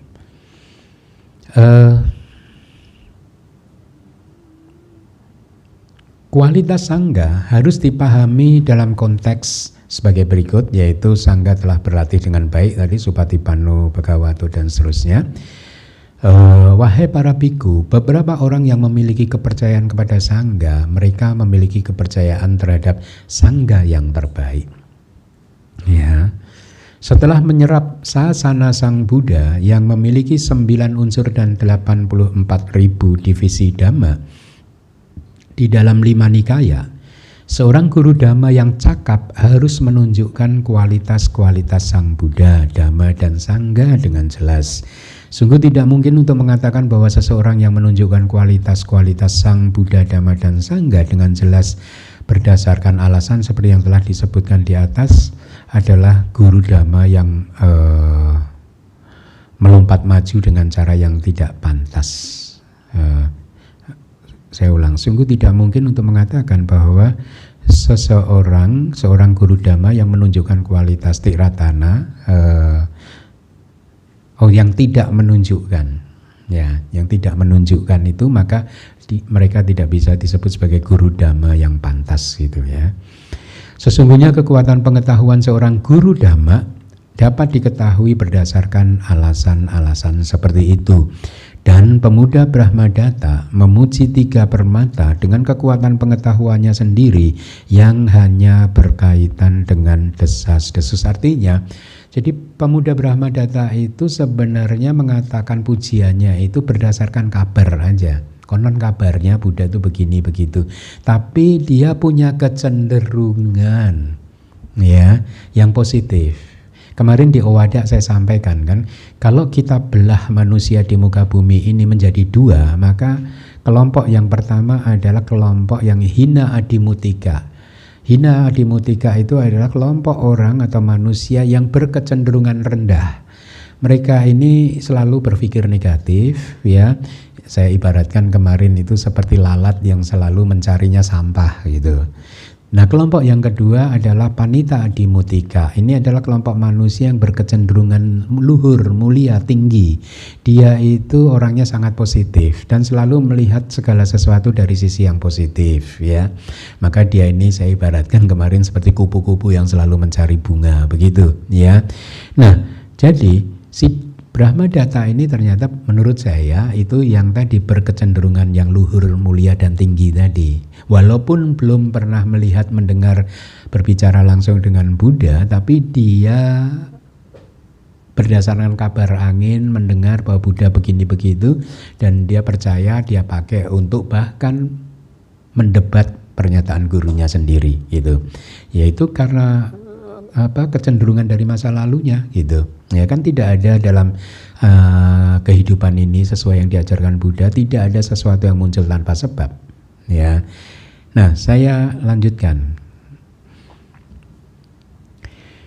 Di sana dan seterusnya saya bacakan yang ditebalkan aja. Demikianlah sesungguhnya mereka berdua, guru dan murid, yang pendapatnya saling bertentangan secara diametral, membuntuti begawan dan rombongan para biku persis dari belakang. Arti dari kalimat demikianlah sesungguhnya mereka berdua guru dan murid adalah dengan cara yang seperti itu tadi, saling menyanggah tadi, gurunya mencela, muridnya memuji tadi. Mereka berdua guru dan murid berjalan di belakang Buddha. Jadi Anda bayangkan Buddha dan para muridnya berjalan mindfully ya, mungkin Anda mengikuti Work for Peace ya, yang sedang masih berlangsung di Amerika ya. Sambutannya cukup hebat ya. ya, sangat-sangat membuat kita merasa enak melihatnya begitu ya. Enak dalam arti begini, ternyata banyak orang yang mulai mengapresiasi kedamaian, ya, mulai mengapresiasi ajaran-ajaran yang bersih tadi, ya, yang tidak mengajarkan pertengkaran, permusuhan, peperangan dan lain sebagainya gitu, ya. Saya sangat terpukau itu khususnya kepada Bante Panyakara itu, ya. Yang di setiap kali pemberhentian itu memberikan mungkin short speech begitu, itu bahkan yang mendengarkan bisa mungkin puluhan ribu ya itu kalau melihat fotonya itu ya. Jadi sambutannya sangat luar biasa gitu. Itu yang kemudian membuat saya berpikir, ya benar kan, bahwa pada hakikatnya semua manusia itu menginginkan kedamaian hati, ya. Nah, oleh karena itulah memang butuh biku-biku misionaris yang selalu menyebarkan ajaran-ajaran yang damai ini. Menyebarkan ajaran yang damai ini sebenarnya artinya adalah yang mampu menuntun pendengarnya untuk menjalani hidup yang damai, ya, yang mampu mengarahkan pendengarnya, muridnya untuk akhirnya bisa menjadi orang yang damai, gitu, ya. Saya lanjutkan, waktunya tinggal 10 menit lagi. Jadi Anda bayangkan Sang Buddha dan 500 biku berjalan dengan damai di depan, ya, di belakangnya ada perdebatan. Yang di depan surga, yang di belakang neraka. Berdebat kan. Anda bayangkan ya, jadi jaraknya tidak jauh antara dua kelompok ini gitu, dekat, berdekatan. Kan kalimatnya itu di kalimat terakhir dikatakan persis dari belakang, itu artinya memang dekat gitu ya. Nah, jadi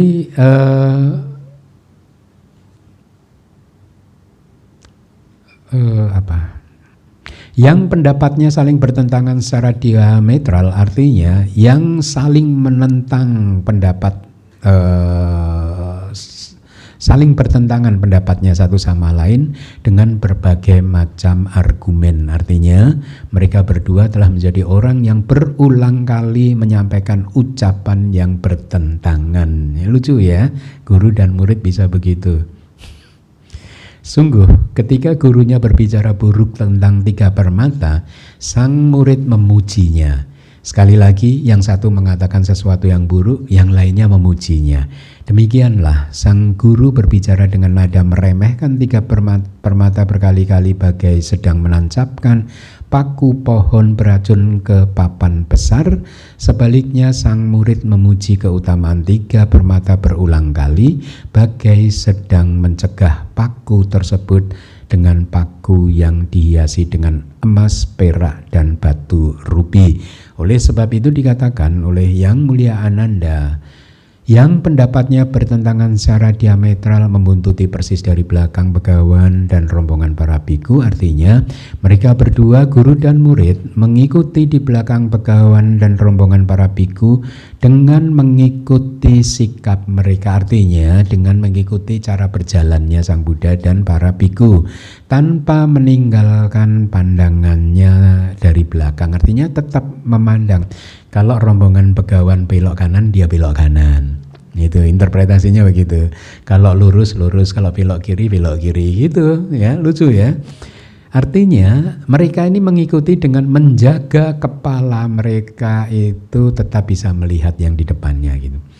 Akan tetapi kenapa Begawan bepergian di sepanjang jalan utama tersebut dan kenapa Supya mengikutinya di belakang dan kenapa dia berbicara dengan nada meremehkan tiga permata? Kali ini jawabannya harus dipahami seperti ini. Pada waktu itu Begawan tinggal di salah satu di antara 18 mahawihara yang mengelilingi kota Rajagaha. Jadi kota Rajagaha di zaman Buddha itu kota yang sangat berkembang ya. Tidak hanya berkembang negerinya, tetapi agama Buddha juga sangat berkembang di sana. Jadi mereka dikenal memiliki 18 wihara-wihara yang besar, yang sangat terkenal. Tidak hanya besar dalam hal luasnya, tetapi besar juga dalam hal jumlah biku yang tinggal di sana gitu. Setelah membersihkan sarira di pagi-pagi hari, ini alasannya. Jadi Buddha pagi hari membersihkan sariranya atau tubuhnya. Lalu ketika beliau mengembara untuk mengumpulkan makanan derma dengan dikelilingi oleh rombongan biku, beliau ini berkeliling untuk mengumpulkan makanan derma di kota Rajagaha. Setelah membuat makanan derma menjadi mudah didapatkan bagi rombongan para biku pada hari itu dan kembali dari pengumpulan makanan derma, beliau meminta rombongan para biku untuk mengambil mangkok derma dan jubah dan berpikir, aku akan pergi ke Nalanda. Ya, jadi paginya beliau berpindah patah, ya, karena ada Buddha maka rakyat atau masyarakat di sana berbondong-bondong memberikan pindah patah sehingga para biku jadi lebih mudah untuk mendapatkan makanan. Ya. Nah, jadi setelah berpindah patah, lalu Sang Buddha berpikir mau pergi ke Nalanda. Lalu beliau pergi keluar dari kota Rajagaha dan menuju ke Nalanda, masuk ke jalan raya tersebut. Nah, kebetulan Supia pada waktu itu tinggal di salah satu biara. Biasanya kalau di terjemahan saya, kalau dari aliran lain saya sebutkan dengan kata biara. Kalau alirannya Buddha Gautama saya sebut dengan wihara gitu ya, supaya sesuai dengan kata palinya gitu. Tapi sesungguhnya kata W, V dan B itu kayak saling bisa menggantikan sih. Ya. Ya, dulu kawan saya dari Bangladesh, biku Bangladesh itu namanya Binayananda. Padahal bacanya Winayananda gitu. Gitu.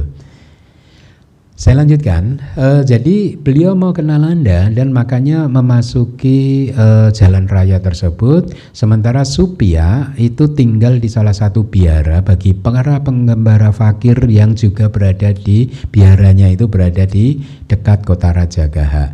Pada waktu itu juga dia sedang berkeliling untuk berpindah patah di kota Rajagaha juga dengan dikelilingi oleh para pengembara fakir yang lain.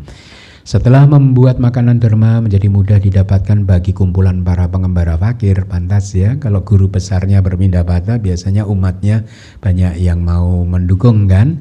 Nah, dengan demikian muridnya juga dapat manfaat gitu. Pada hari itu muridnya dapat banyak makanan dan kemudian makan pagi. Setelah itu Supia meminta kumpulan para pengembara fakir untuk membawa keperluan-keperluan pentingnya atau bahan-bahan keperluan pokok dengan berpikir saya akan pergi ke Nalanda gitu ya. Dia mengikuti jalan begawan dengan tanpa mengetahui keadaan begawan yang telah memasuki jalan utama. Jadi dia nggak tahu sebenarnya, awalnya nggak tahu kalau di situ juga ada Sang Buddha. Jika tidak sungguh, kata kitab suci kita, jika tahu dia tidak akan mengikutinya katanya. Karena itu udah terlanjur, itu udah kadung, ya sudah diteruskan. Jadi ketika sedang berjalan tanpa disadari dia mengamati dengan mengangkat lehernya, memanjangkan lehernya dan melihat begawan yang bersinar dengan cahaya kemuliaan Sang Buddha bagai puncak gunung emas yang dihampari dengan permada wol merah. Konon kabarnya pada waktu itu sinar cahaya yang memiliki 6 warna keluar dari sarira Sang Buddha yang memiliki 10 kekuatan supernormal, menyala dan menjelajahi tempat di sekelilingnya yang luasnya 80 hasta. Jadi di kitab suci kita sering menggambarkan kalau Sang Buddha sedang berada di satu tempat, itu cahaya tubuhnya itu bahkan bisa menyebar ke sekeliling dalam bukan diameter ya berarti ya, 2 kali 80 hasta harusnya gitu ya. Jadi luas sekali gitu. Jadi wilayah yang berada di dalam diameter tersebut akan tampak katanya seperti dipenuhi oleh cahaya. Baik, saya rasa saya cukupkan sampai di sini dulu. Kelas kita lanjutkan minggu depan. Semoga yang saya sampaikan bisa bermanfaat bagi Anda dan semoga juga karma baik yang sudah Anda akumulasi dalam 1 jam ini bisa menjadi pendukung yang baik untuk memunculkan segala kebaikan dalam kehidupan Anda, baik di kelahiran yang kali ini maupun kelahiran-kelahiran yang akan datang, dan pada akhirnya bisa juga menjadi pendukung untuk mencapai nibbana. Sadu, sadu. Sadu, sadu. Terima kasih saya Ado atas Dhamma Desana yang telah disampaikan kepada kami pada pagi hari ini. Semoga kami semua mendapatkan manfaat terbaik dari pendengaran Dhamma pada hari ini. Bagi Kalyanamita yang membutuhkan slide kelas PS dapat mengunduhnya di website DBS di www.damawihari.or.id. Baik Kalyanamita, selanjutnya kita akan memasuki sesi tanya jawab. Bagi Kalyanamita yang telah berada di ruang Dhammasala, silakan untuk mengacungkan tangan untuk bertanya ataupun klik tanda raise hand bagi Kalyanamita yang berada di Zoom meeting. Harap penanya untuk memperkenalkan diri dengan menyebutkan nama dan domisili. Harap penanya untuk menanyakan satu buah pertanyaan terlebih dahulu yang relevan dengan topik pada hari ini. Karena keterbatasan waktu, maka bisa jadi tidak semua penanya mendapatkan waktu untuk bertanya. Baik Kalyanamita, kita akan mulai dari Kalyanamita yang berada di ruang Dhammasala terlebih dahulu. Ya, silakan Bapak yang berbaju abu-abu, silakan langsung untuk menyebutkan nama dan domisili Anda. Halo, selamat pagi Bante. Nama saya Frankie. Dhamma itu kan is the ultimate truth ya Bante. It exists beyond any entity and it exists even beyond the existence itself gitu. Pertanyaan saya adalah bagaimana sih hubungan antara batin dengan Dhamma? Apakah ada kecenderungan alami batin kita itu bisa menemukan jalan alaminya sendiri kepada Dhamma gitu? Pertanyaan ini muncul karena ada dua hal. Pertama adalah kemarin di kelas yang sebelumnya Bante bilang ada 6 tokoh spiritual. Kemarin saya iseng-iseng cek ajarannya kayak apa sih? Betul seperti yang Bante bilang, kayak ada nihilism, agnostic skepticism, materialism dan segala macam seperti itu. Sebenarnya kalau di luar dari kompleksitas dan kekeliruannya mereka, itu it's a bit Dhamma-like gitu, mirip kayak Dhamma. Artinya kan sebenarnya mereka udah cukup mencapai sana, tapi kayak kurang 3 langkah gitu, atau udah 9 mau ke 10, tapi balik lagi kayak gitu. Nah, terus yang kedua adalah technically di Abhidhamma itu Sobhana Cetasika lebih banyak daripada aku salah. Itu seperti kayak ada amunisi untuk kita menemukan Dhamma itu sendiri gitu loh. Nah jadi pertanyaan saya seperti itu. Thank you Bante. Baik, siapa tadi? Frankie ya. Sebenarnya makna dari batin menemukan Dhamma itu yang Frankie maksudkan bagaimana supaya batin kita itu bisa akhirnya berjodoh dengan Dharma, ketemu dengan Dharma dan akhirnya bisa berlatih dengan benar sehingga liberated begitu. Betul. Ya. Mungkin ibaratnya kayak gini Bante, kayak nggak tahu ya buat teman-teman yang lain. Kalau misalnya ke laut tuh, saya kalau ngelihat laut itu ada undescribable feeling that we're longing for freedom gitu loh, pembebasan. Nah itu apakah itu terjadi secara alami, hubungan batin saya dengan Nibbana, even I didn't know the name, saya nggak tahu maknanya, apa gimana gitu Bante? Pertama begini, jadi segala sesuatu di dalam kehidupan ini kecuali Nibbana itu adalah conditioned phenomenon, ya. Jadi terkondisi, dan juga harus dikondisikan. Supaya batinnya Frankie ini bisa bertemu dengan the ultimate teachings, syarat pertama, ada atau tidak karma baik yang sudah pernah dilakukan oleh Frankie di masa lalu yang bisa menjadi Upanisaya Pacayo. Upanisaya Pacayo itu adalah kondisi pendukung yang sangat kuat, ya. Dia menjadi syarat, kondisi itu kayak syarat yang sangat kuat supaya Frankie let's say mencapai Magga Phala dan Nibbana, ya. Itu dulu. Jadi itu bisa berasal dari kehidupan lampau yang awalnya sudah tidak bisa diketahui lagi, atau bisa berasal dari kehidupan kali ini juga. Ya, that condition, Upanisaya condition itu bisa begitu gitu, ya. Nah, tetapi kita juga tidak percaya bahwa segala sesuatu itu disebabkan oleh karma masa lalu. Karena kalau segala sesuatu itu disebabkan oleh apa yang kita lakukan di masa karma masa lalu, ini a bit fatalistik. Ya sudah, kalau ini kita nggak tahu, kita dulu pernah melakukan, ya udah japakun aja gitu. Ya. Jadi poin pertama yang saya ingin Frankie pahami adalah bahwa memahami bahwa semua fenomena, semua pengalaman kehidupan, semua kejadian itu muncul semata-mata dari karma masa lalu, itu pandangan salah menurut ajaran Buddha. Ya. Lalu yang benar bagaimana? Semuanya terjadi karena gabungan antara karma masa lalu dan keputusan-keputusan Frankie di masa sekarang, di setiap detiknya itu. Ya. Saya sering mengilustrasikan begini, seandainya dulu ketika tahun 90, saya tidak berpikir untuk, tidak memutuskan untuk seperti ini, ya nggak jadi seperti ini gitu. Jadi kehidupan kita nggak predetermined, ya, tidak ada namanya takdir gitu, nggak ada.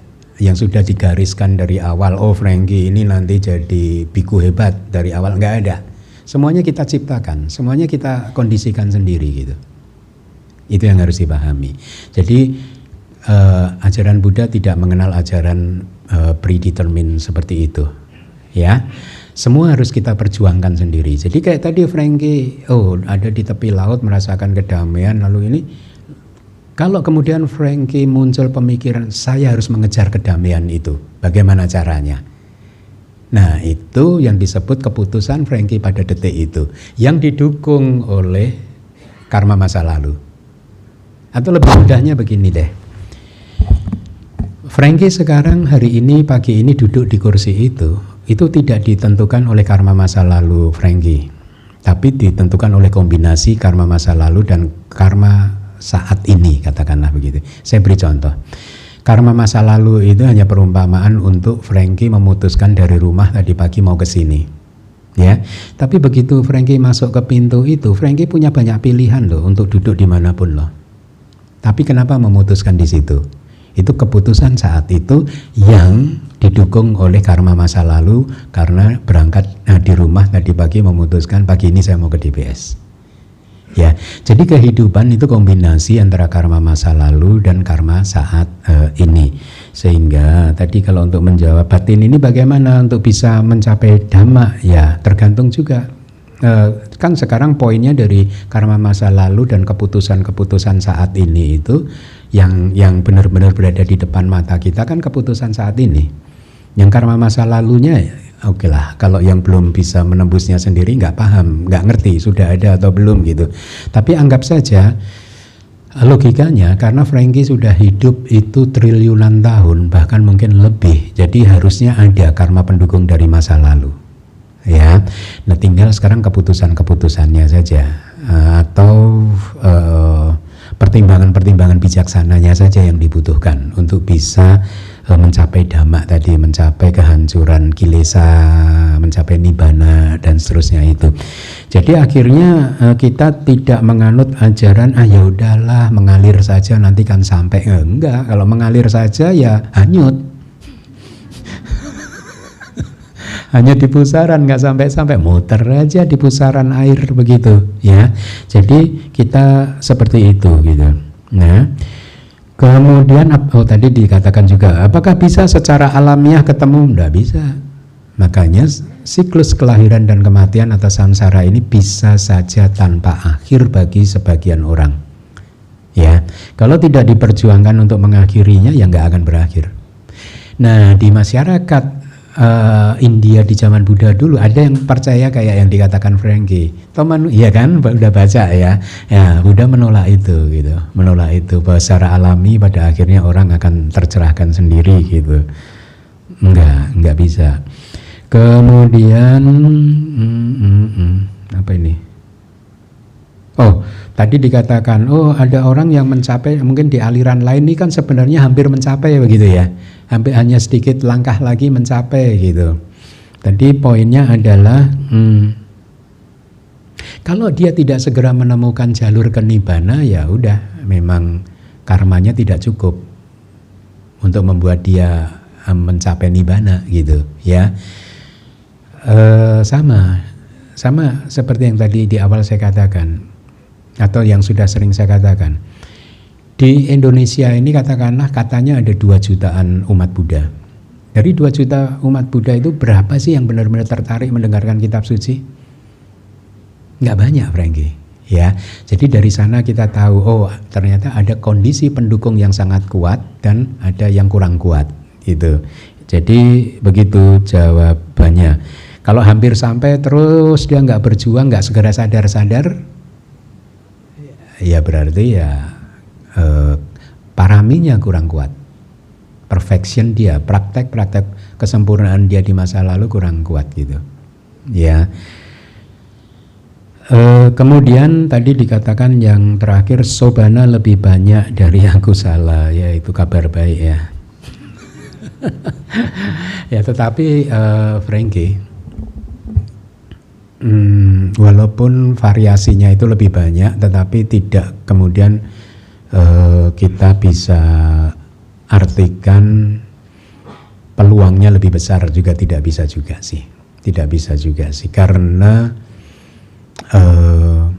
kalau di dalam sutta itu ada kata-kata Buddha begini, kita ini sudah untuk jangka waktu yang sangat lama, our mind is defiled, udah tercemar, kotor, rusak, itu udah untuk waktu yang lama juga gitu ya.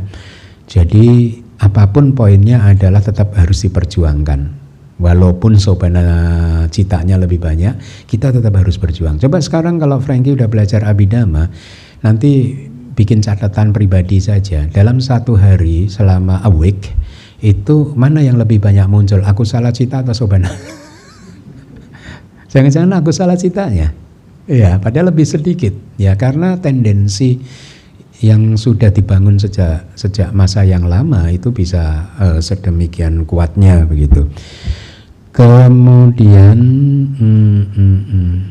kadang ya begini, misalkan hidup itu begini Frankie, saya itu mungkin di keluarga besar dari zaman leluhur mungkin ya sampai hari ini satu-satunya yang beragama Buddha, yang lainnya juga enggak itu. Jadi makanya saya ini biku misionaris Theravada yang gagal karena nggak bisa bikin keluarganya sendiri ikut gitu.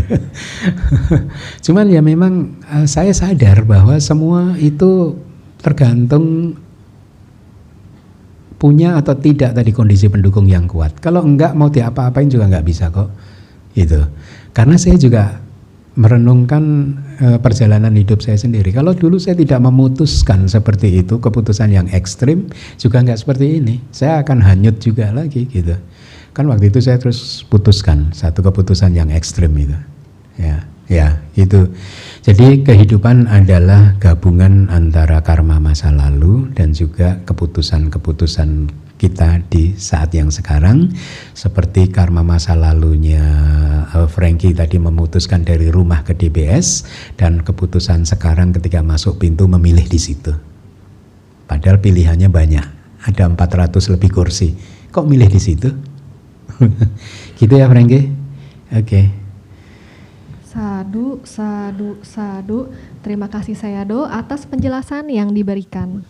Selanjutnya kita akan beralih kepada penanya yang berada di Zoom meeting. Silahkan Bapak Robin Jong untuk mempertanyakan pertanyaan. Ya, silakan Bapak. Terima kasih banyak atas kesempatannya. Selamat pagi Bante, saya Robin dari Tianak Bante. Saya punya 2 pertanyaan Bante. Yang pertama itu yang tadi waktu di kelas Bante kan sempat singgung sebuah sutta yang Bante bilang ciri-ciri orang baik yang dia nggak membicarakan kelebihannya sendiri, prestasinya sendiri, dan dia nggak menceritakan kejelekan orang lain begitu. Lalu tapi kalau yang untuk yang soal ini, ketika kita konteksnya misalnya kita ingin membicarakan mungkin sisi buruk orang lain dalam keinginan untuk memperingatkan gitu ya si pendengar begitu. Itu bagaimana ya Bante? Apakah kita juga sebaiknya menghindari seperti itu? Ya itu pertanyaan yang pertama, Bante. Kemudian yang kedua itu tadi kebetulan di sesi tanya jawab sebelumnya kan Bante sempat singgung soal karma ya, yang mengenai karma. Lalu kalau seingat saya selama ini mengikuti Bante, Bante kan juga sering mengatakan bahwa semua yang kita kayak yang kita alami itu kan buah dari karma kita sendiri begitu kan ya. Tapi saya juga kayak pernah mendengar bahwa kayak apa yang kita alami itu kan juga ada dipengaruhi oleh kondisi lainnya, bukan hanya karma begitu. Dan juga tadi Bante udah sempat menyinggung gitu, bahwa yang kita alami itu kan gabungan dari karma masa lalu dan karma masa sekarang begitu. Hanya tetap aja kan kayak ini masih agak membingungkan gitu ya. Satu sisi secara abhidhamma kita juga belajar semua yang kita alami itu itu kan dari buah karma yang masuk melalui panca indera begitu kan. Tapi di satu sisi juga ada kayak faktor lain begitu yang itu. Jadi kayak bagaimana kita harus memahami ini ya Bante? Apakah kayak jadi yang kita alami itu gabungan dari karma masa lalu dan karma masa sekarang, hanya tergantung kejadiannya itu porsinya mungkin berbeda gitu. Mungkin ada kejadian yang karma masa lalu itu memainkan peran yang lebih dominan, sedangkan ada juga yang kejadian yang karma masa lalu itu hanya kayak support begitu, porsinya lebih minim begitu. Kemudian yang kalau berkaitan dengan ini, biasanya kan salah satu perenungan yang bisa kita lakukan, terutama ketika kita mengalami kejadian yang tidak mengenakan itu kan, bahwa ini adalah buah dari karma kita begitu. Itu salah satu perenungan yang bisa dilakukan begitu kan. Yang saya mau tanyakan mengenai ini adalah apakah ada kemungkinan bahwa kalau kita terlalu sering misalnya menggunakan perenungan seperti ini, itu nanti pikiran kita mungkin kayak, kalau kita pakai bahasa sederhana, secara tidak sadar itu jadi kayak terarahkan jadi kayak semuanya karena masa lalu begitu loh, yang mana itu juga adalah pandangan salah begitu Bante. Ya kurang lebih begitu pertanyaannya Bante. Baik Robin, terima kasih atas pertanyaannya. Ini kita dapat dua penanya, pertama dan kedua ini bagus-bagus pertanyaannya. Robin dari Pontianak ini, dulu saya waktu mengajar Pali juga jadi murid ya Robin ya. Betul Bante, dan sangat senang waktu itu Bante mengikuti kelas Palinya. Baik. Robin, berkaitan dengan poin yang pertama, menceritakan kebaikan diri sendiri, keburukan orang lain, yang bisa saya sampaikan adalah jika kita menyampaikan kebaikan diri kita sendiri tidak dengan kesombongan, tetapi dengan semata-mata untuk menginspirasi orang lain, ya, maka hal itu diperbolehkan. Ya. Yang tidak diperbolehkan adalah memamerkan dirinya sendiri supaya dengan dorongan kesombongan tadi. Ya, tapi kalau untuk memotivasi, menginspirasi, itu saya rasa tidak masalah. Kan Buddha sendiri juga sering kan mengatakan bahwa aku adalah yang terbaik, aku adalah yang terkemuka, aku adalah ini, di luar ajaranku tidak ada lagi ini itu, gitu kan, banyak sekali itu Sang Buddha sering mengatakan. Tapi kan kita tahu itu tidak ada kesombongan dari dalam hati Buddha karena sudah dihancurkan oleh Buddha, ya. Kemudian juga niatnya pasti adalah untuk menginspirasi, bukan untuk memamerkan dirinya sendiri atau memamerkan ajaran beliau, begitu, ya. Sebaliknya, kalau ingin menceritakan kejelekan orang lain, ya dalam pikiran kita biasanya hanya kalau yang saya lakukan biasanya, saya kalau mau menceritakan kejelekan orang lain itu lebih pada untuk sarana saya mengajar supaya umat mendapatkan bisa belajar dari sana, tetapi pikiran saya tidak pernah saya arahkan ke nama orang tersebut, ke sosok orang tersebut gitu, atau tidak ada kebencian pada orang itu, ya. Saya hanya misalkan menggunakannya sebagai media untuk mengajar saja gitu. Jadi mungkin seharusnya itu juga tidak ada kesalahan, karena yang muncul kan pada waktu itu kan mahakusala cita gitu. Kecuali kita menggunakan kebencian, maka itu adalah akusala cita, ya. Jadi jangan sebut nama, jangan fokus kepada individunya gitu, tapi fokuslah pada perbuatannya supaya yang lain juga belajar dari sana bahwa menjadi orang yang seperti ini itu tidak baik. Ya, jadi jaga pikiran supaya tidak benci pada orangnya gitu. Ya, jadi supaya akusala cita tidak muncul. Kemudian poin yang lain, apa yang kita alami, bukan semata-mata karena karma, ada kondisi lain. Sebenarnya begini, pertama yang harus dipahami bahwa rumusnya yang pertama harus dipegang adalah sabe sata kama sata, ya, kama saka. Semua makhluk itu adalah pemilik dari karmanya sendiri. Kama yoni, kama bandu, kama padik sarana, lahir dari karmanya, kemudian mempunyai karma sebagai kerabatnya dan seterusnya gitu. Jadi dalam hal hukum kehidupan secara awam yang biasanya kita alami di dalam kehidupan sehari-hari, ya memang secara umum awam disimpulkan bahwa apa yang kita alami melalui panca indera kita itu adalah sangat berkaitan dengan hukum karma. Kalau kita mengalami objek panca indera itu yang diinginkan atau yang menyenangkan, maka itu adalah buah dari karma baik kita. Sebaliknya kalau kita melihat mendengar sesuatu yang tidak baik, itu adalah buah dari karma buruk kita. Jadi semua pengalaman kehidupan yang berkaitan dengan fenomena-fenomena yang terjadi di panca indera dan juga di pintu batin bahkan, itu diatur oleh hukum karma. Tetapi secara detailnya ya, itu ada yang namanya 24 padhana misalkan. Hetu pacayo, aramana pacayo dan seterusnya itu, Robin, ya. Nah, tapi itu kan detailnya. Hetu pacayo itu, oh ya, kalau misalkan kesadaran yang berakar pada keserakahan itu ya, memiliki akarnya disebabkan oleh akar-akarnya ini dan seterusnya begitu. Aramana pacayo itu detailnya saja, tetapi yang akhirnya bekerja untuk menentukan kesejahteraan dan ketidaksejahteraan setiap manusia itu hukum karmanya tadi. Ya, walaupun detailnya bisa diurai seperti itu, tidak hanya 24 padhana, nanti ada 5 niyama, ya, panca niyama itu, 5 hukum yang sudah pasti tentang iklim, ya, dan lain sebagainya begitu.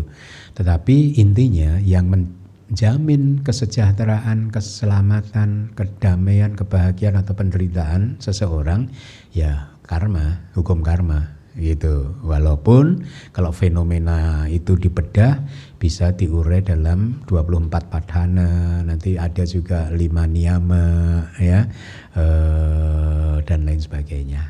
Gitu yang kedua. Yang ketiga tadi saya lupa, kayaknya ada ya, yang ketiga apa ya tadi ya? Iya Bante, jadi kayak kalau tadi yang kalau misalnya kayak ketika terutama saat mengalami pengalaman yang tidak menyenangkan begitu kan ya Bante, kejadian tidak menyenangkan, itu kan salah satu perenungan yang kita bisa lakukan. Iya, bahwa itu karma begitu kan. Tapi kalau kita terlalu sering berpikir seperti ini, apakah mungkin pikiran kita itu nanti jadi ngarahnya ke arah yang tadi, yang pandangan salah juga bahwa semua ada karma masa lampau begitu Bante? Oh, justru tidak sih, harusnya malah memunculkan kan kita paham kalau semuanya karma itu juga dalam hal-hal tertentu itu kombinasi dari karma masa lalu dan karma masa depan, karma sekarang. Ya, itu yang harus kita pahami bahwa itu kombinasi dari karma masa lalu dan juga karma masa depan. Atau contohnya lah kayak kemarin saya di Owada sampaikan bahwa mungkin tidak semua umat di DBS ini mendapatkan manfaat padahal berada di tempat yang sama, mendengarkan sesuatu yang sama, dhammatalk yang sama, tapi kok manfaatnya berbeda. Bisa jadi itu disebabkan oleh dengan siapa dia bergaul, ya. Kalau dia bergaul dengan orang bijaksana, dia orang yang bijaksana yang berada di sekelilingnya itu kayak menyuburkan karma baiknya sehingga cepat berbuah. Tapi kalau dia di DBS itu bergaul dengan orang yang tidak bijaksana, maka itu hanya akan menyuburkan benih karma buruknya, begitu ya.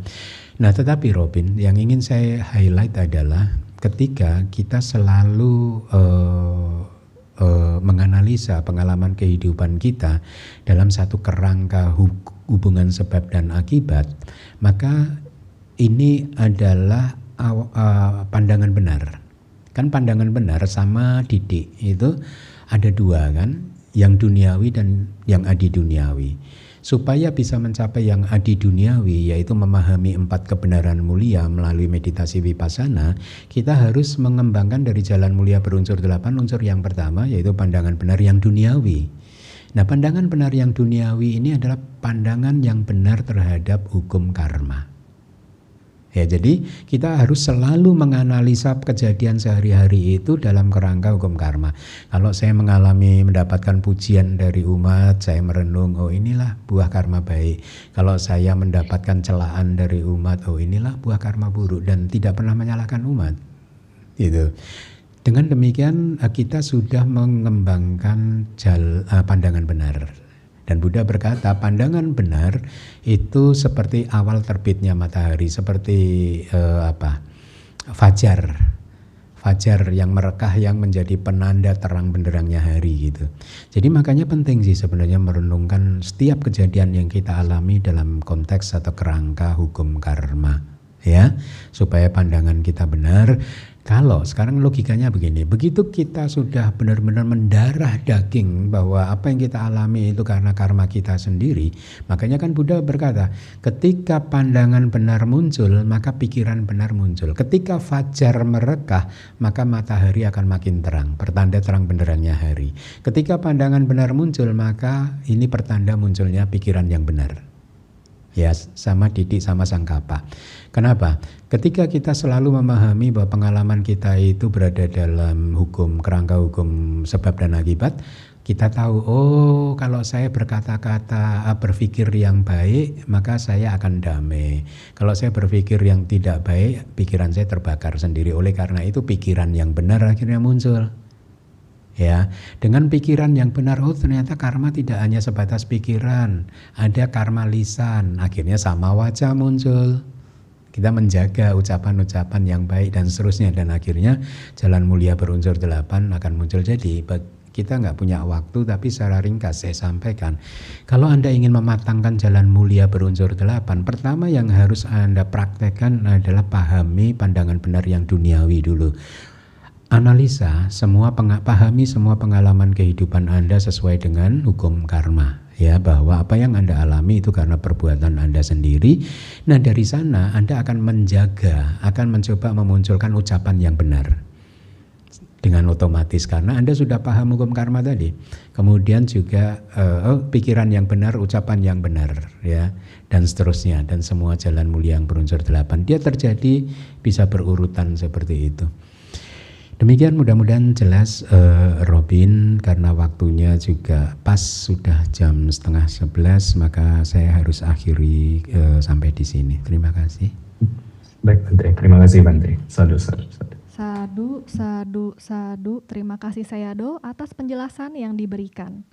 Baik Kalyanamita, pertanyaan tadi merupakan pertanyaan terakhir pada sesi tanya jawab pada kali ini. Sekali lagi Anumodana Sayadaw atas pembabaran tentang Brahmajala Sutta dan komentarnya bagian kedua, pertentangan diametral guru dan murid.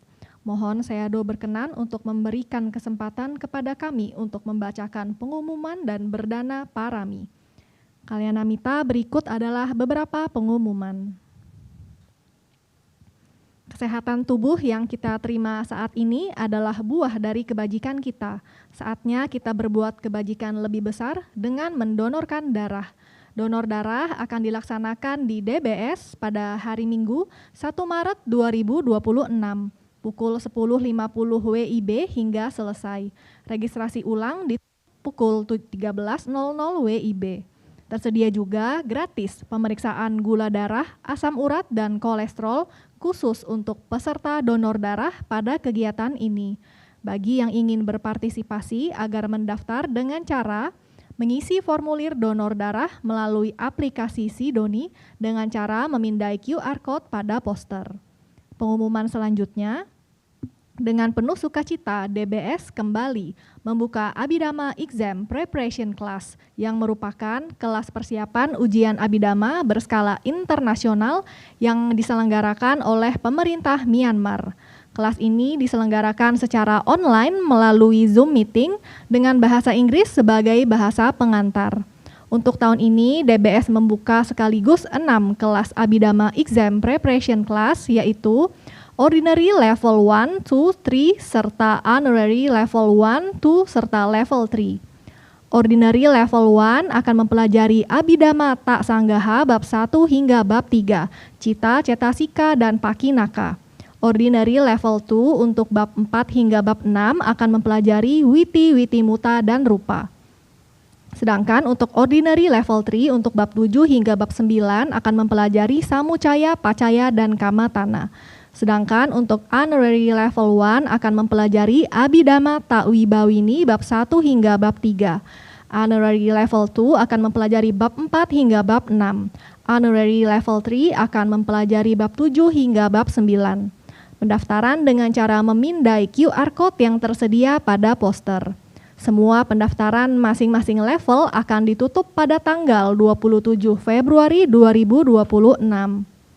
Abhidhamma Exam Preparation Class Ordinary Level 1 bab 1 hingga bab 3 akan dilaksanakan setiap hari Senin pukul 19 hingga 21 WIB dimulai pada tanggal 2 Maret 2026 dengan pengajar Bapak Insinyur Yulfian Nur Salim MBA dan akan didukung oleh tim pengajar Pusdiklat Abhidhamma.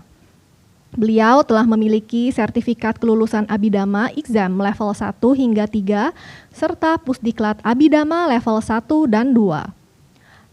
Abhidhamma Exam Preparation Class Ordinary Level 2 bab 4 hingga bab 6 akan dilaksanakan setiap hari Sabtu pukul 18.30 hingga 20.30 WIB dimulai pada tanggal 28 Februari 2026 dengan pengajar Sayama Pyopiowai BCSC Hons MA BDH Abhidhamma. Abhidhamma Exam Preparation Class Ordinary Level 3 bab 7 hingga bab 9 akan dilaksanakan setiap hari Minggu dari pukul 18.30 hingga 20.30 WIB dimulai pada tanggal 1 Maret 2026. Juga dengan pengajar Sayama Pyopiowai BCSC Hons MA BDH Abhidhamma. Abhidhamma Exam Preparation Class for Honorary Level 1 akan dilaksanakan setiap hari Sabtu pukul 18.30 hingga 20.30 WIB dimulai pada tanggal 28 Februari 2026 dengan pengajar Bapak Kadek Yudi Murdana MA BDH Master Abhidhamma ITBMU Yangon. Abhidhamma Exam Preparation Class for Honorary Level 2 akan dilaksanakan setiap hari Minggu pukul 18.30 hingga 20.30 WIB dimulai pada tanggal 5 April 2026 dengan pengajar Sayama Dao Cici Jin BSc Math MA Pali and Buddhist Studies PhD Under Examination University of Kelania. Abhidhamma Exam Preparation Class for Honorary Level 3 akan dilaksanakan setiap pada hari Senin pukul 19 hingga 21 WIB dimulai pada tanggal 2 Maret 2026. Juga dengan pengajar Bapak Kadek Yudi Murdana MA BDH Master Abhidhamma ITBMU Yangon. Segala informasi lebih lanjut dapat menghubungi Pusat Informasi DBS di nomor 0813 8700 3600. Pengumuman selanjutnya, dengan penuh sukacita dan rasa syukur, DBS menyampaikan anumodana atas kebajikan dana paket permata yang dihimpun dari umat DBS pada perayaan Katina yang lalu. Melalui dana paket permata ini, Bante Obananda telah menjalankan medical check-up serta tindak lanjut medis yang diperlukan di Rumah Sakit Secipik, sehingga kondisi kesehatan beliau kini berangsur membaik dan dapat kembali menjalankan aktivitas dengan lebih baik. Kebajikan ini merupakan wujud nyata praktik dana dan wea waca demi kesejahteraan Biku Sangga. Semoga setiap kebajikan yang kita lakukan bersama-sama menjadi kondisi bagi pencapaian maga, phala, dan nibbana. Sadu, sadu, sadu. Penyaluran dana paket permata ini dapat kita saksikan melalui tayangan video berikut ini.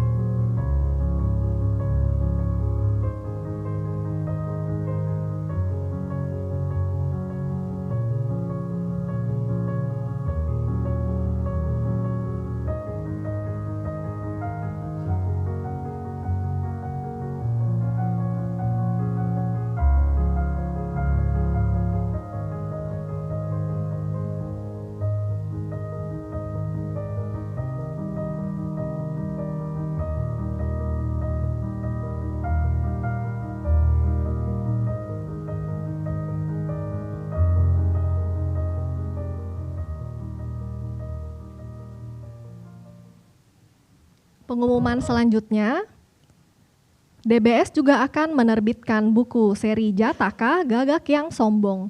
Dukungan dana buku ini dengan cara transfer dengan kode transfer di rekening BCA 6275191918 di batas akhir dana pada 22 Februari 2026.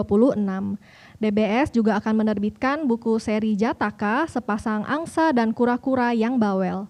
Dukungan dana buku ini dengan cara transfer dengan kode 83 pada batas akhir dana di 15 Maret 2026.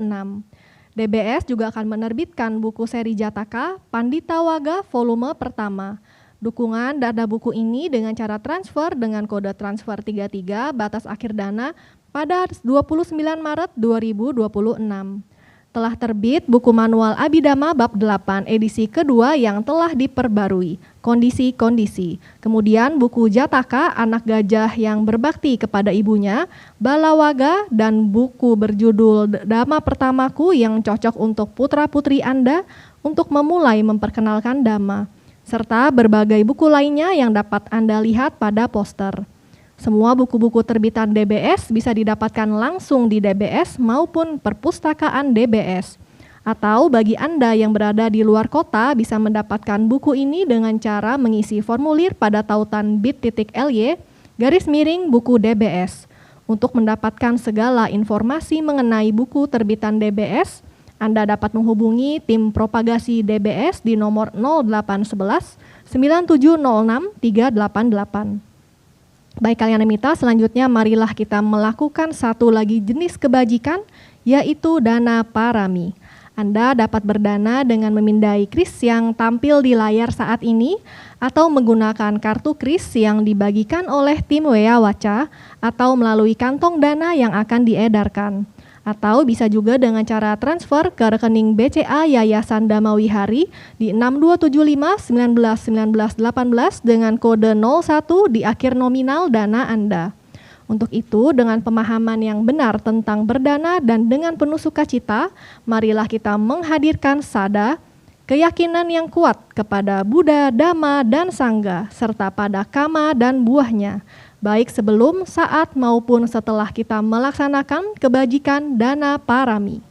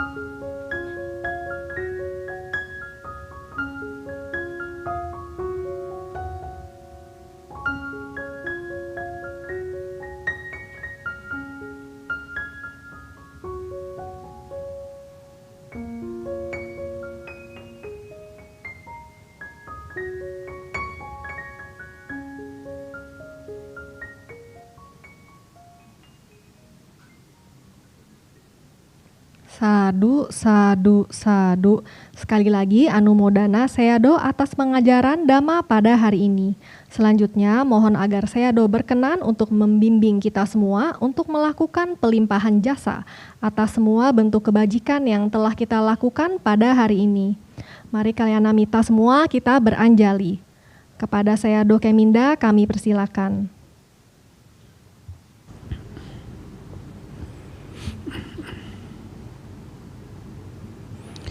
Idang me punyang asawagaya wahang hotu idang me punyang nibbanasa pacayo hotu mama punya bagan sabha satana bhajeme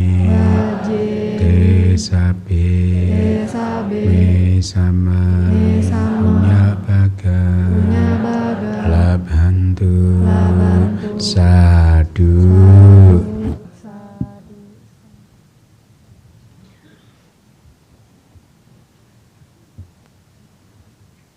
Sekali lagi, terima kasih Sayado atas pengajaran Dhamma pada hari ini.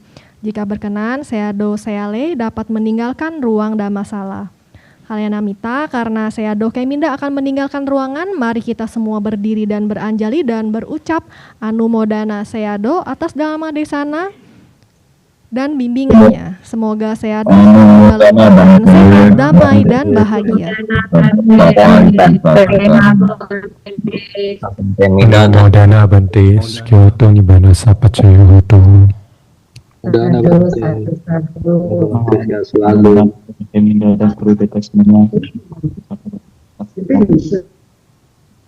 satu.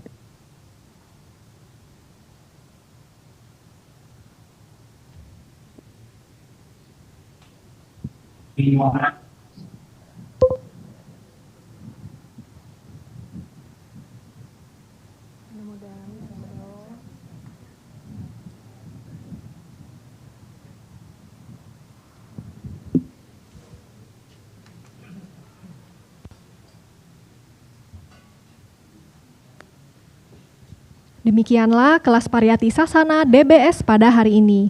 Tim DBS akan selalu membroadcast informasi dan kegiatan DBS melalui WhatsApp Community Buddha Sasana Nugaha dan juga sosial media lainnya. Untuk itu, jangan lupa untuk selalu mengikuti sosial media DBS seperti Facebook, Instagram, dan TikTok. Terima kasih atas dukungan para donatur sehingga kegiatan kelas PS pada hari ini dapat berlangsung dengan baik dan lancar. Akhir kata, saya Kimberly mewakili segenap tim Waya Waca DBS dan staf DBS yang bertugas mengucapkan terima kasih atas kebersamaan kalian namita dari awal hingga akhir kelas PS ini berlangsung. Kami juga meminta maaf atas segala kesalahan maupun kekurangan selama kelas PS ini berlangsung. Sukihontu kalian namita, semoga kita semua selalu dalam keadaan sehat, damai, dan berbahagia. Semoga ajaran Buddha lestari. Buddha Sasana Cirang Titatu. Sadu, sadu, sadu.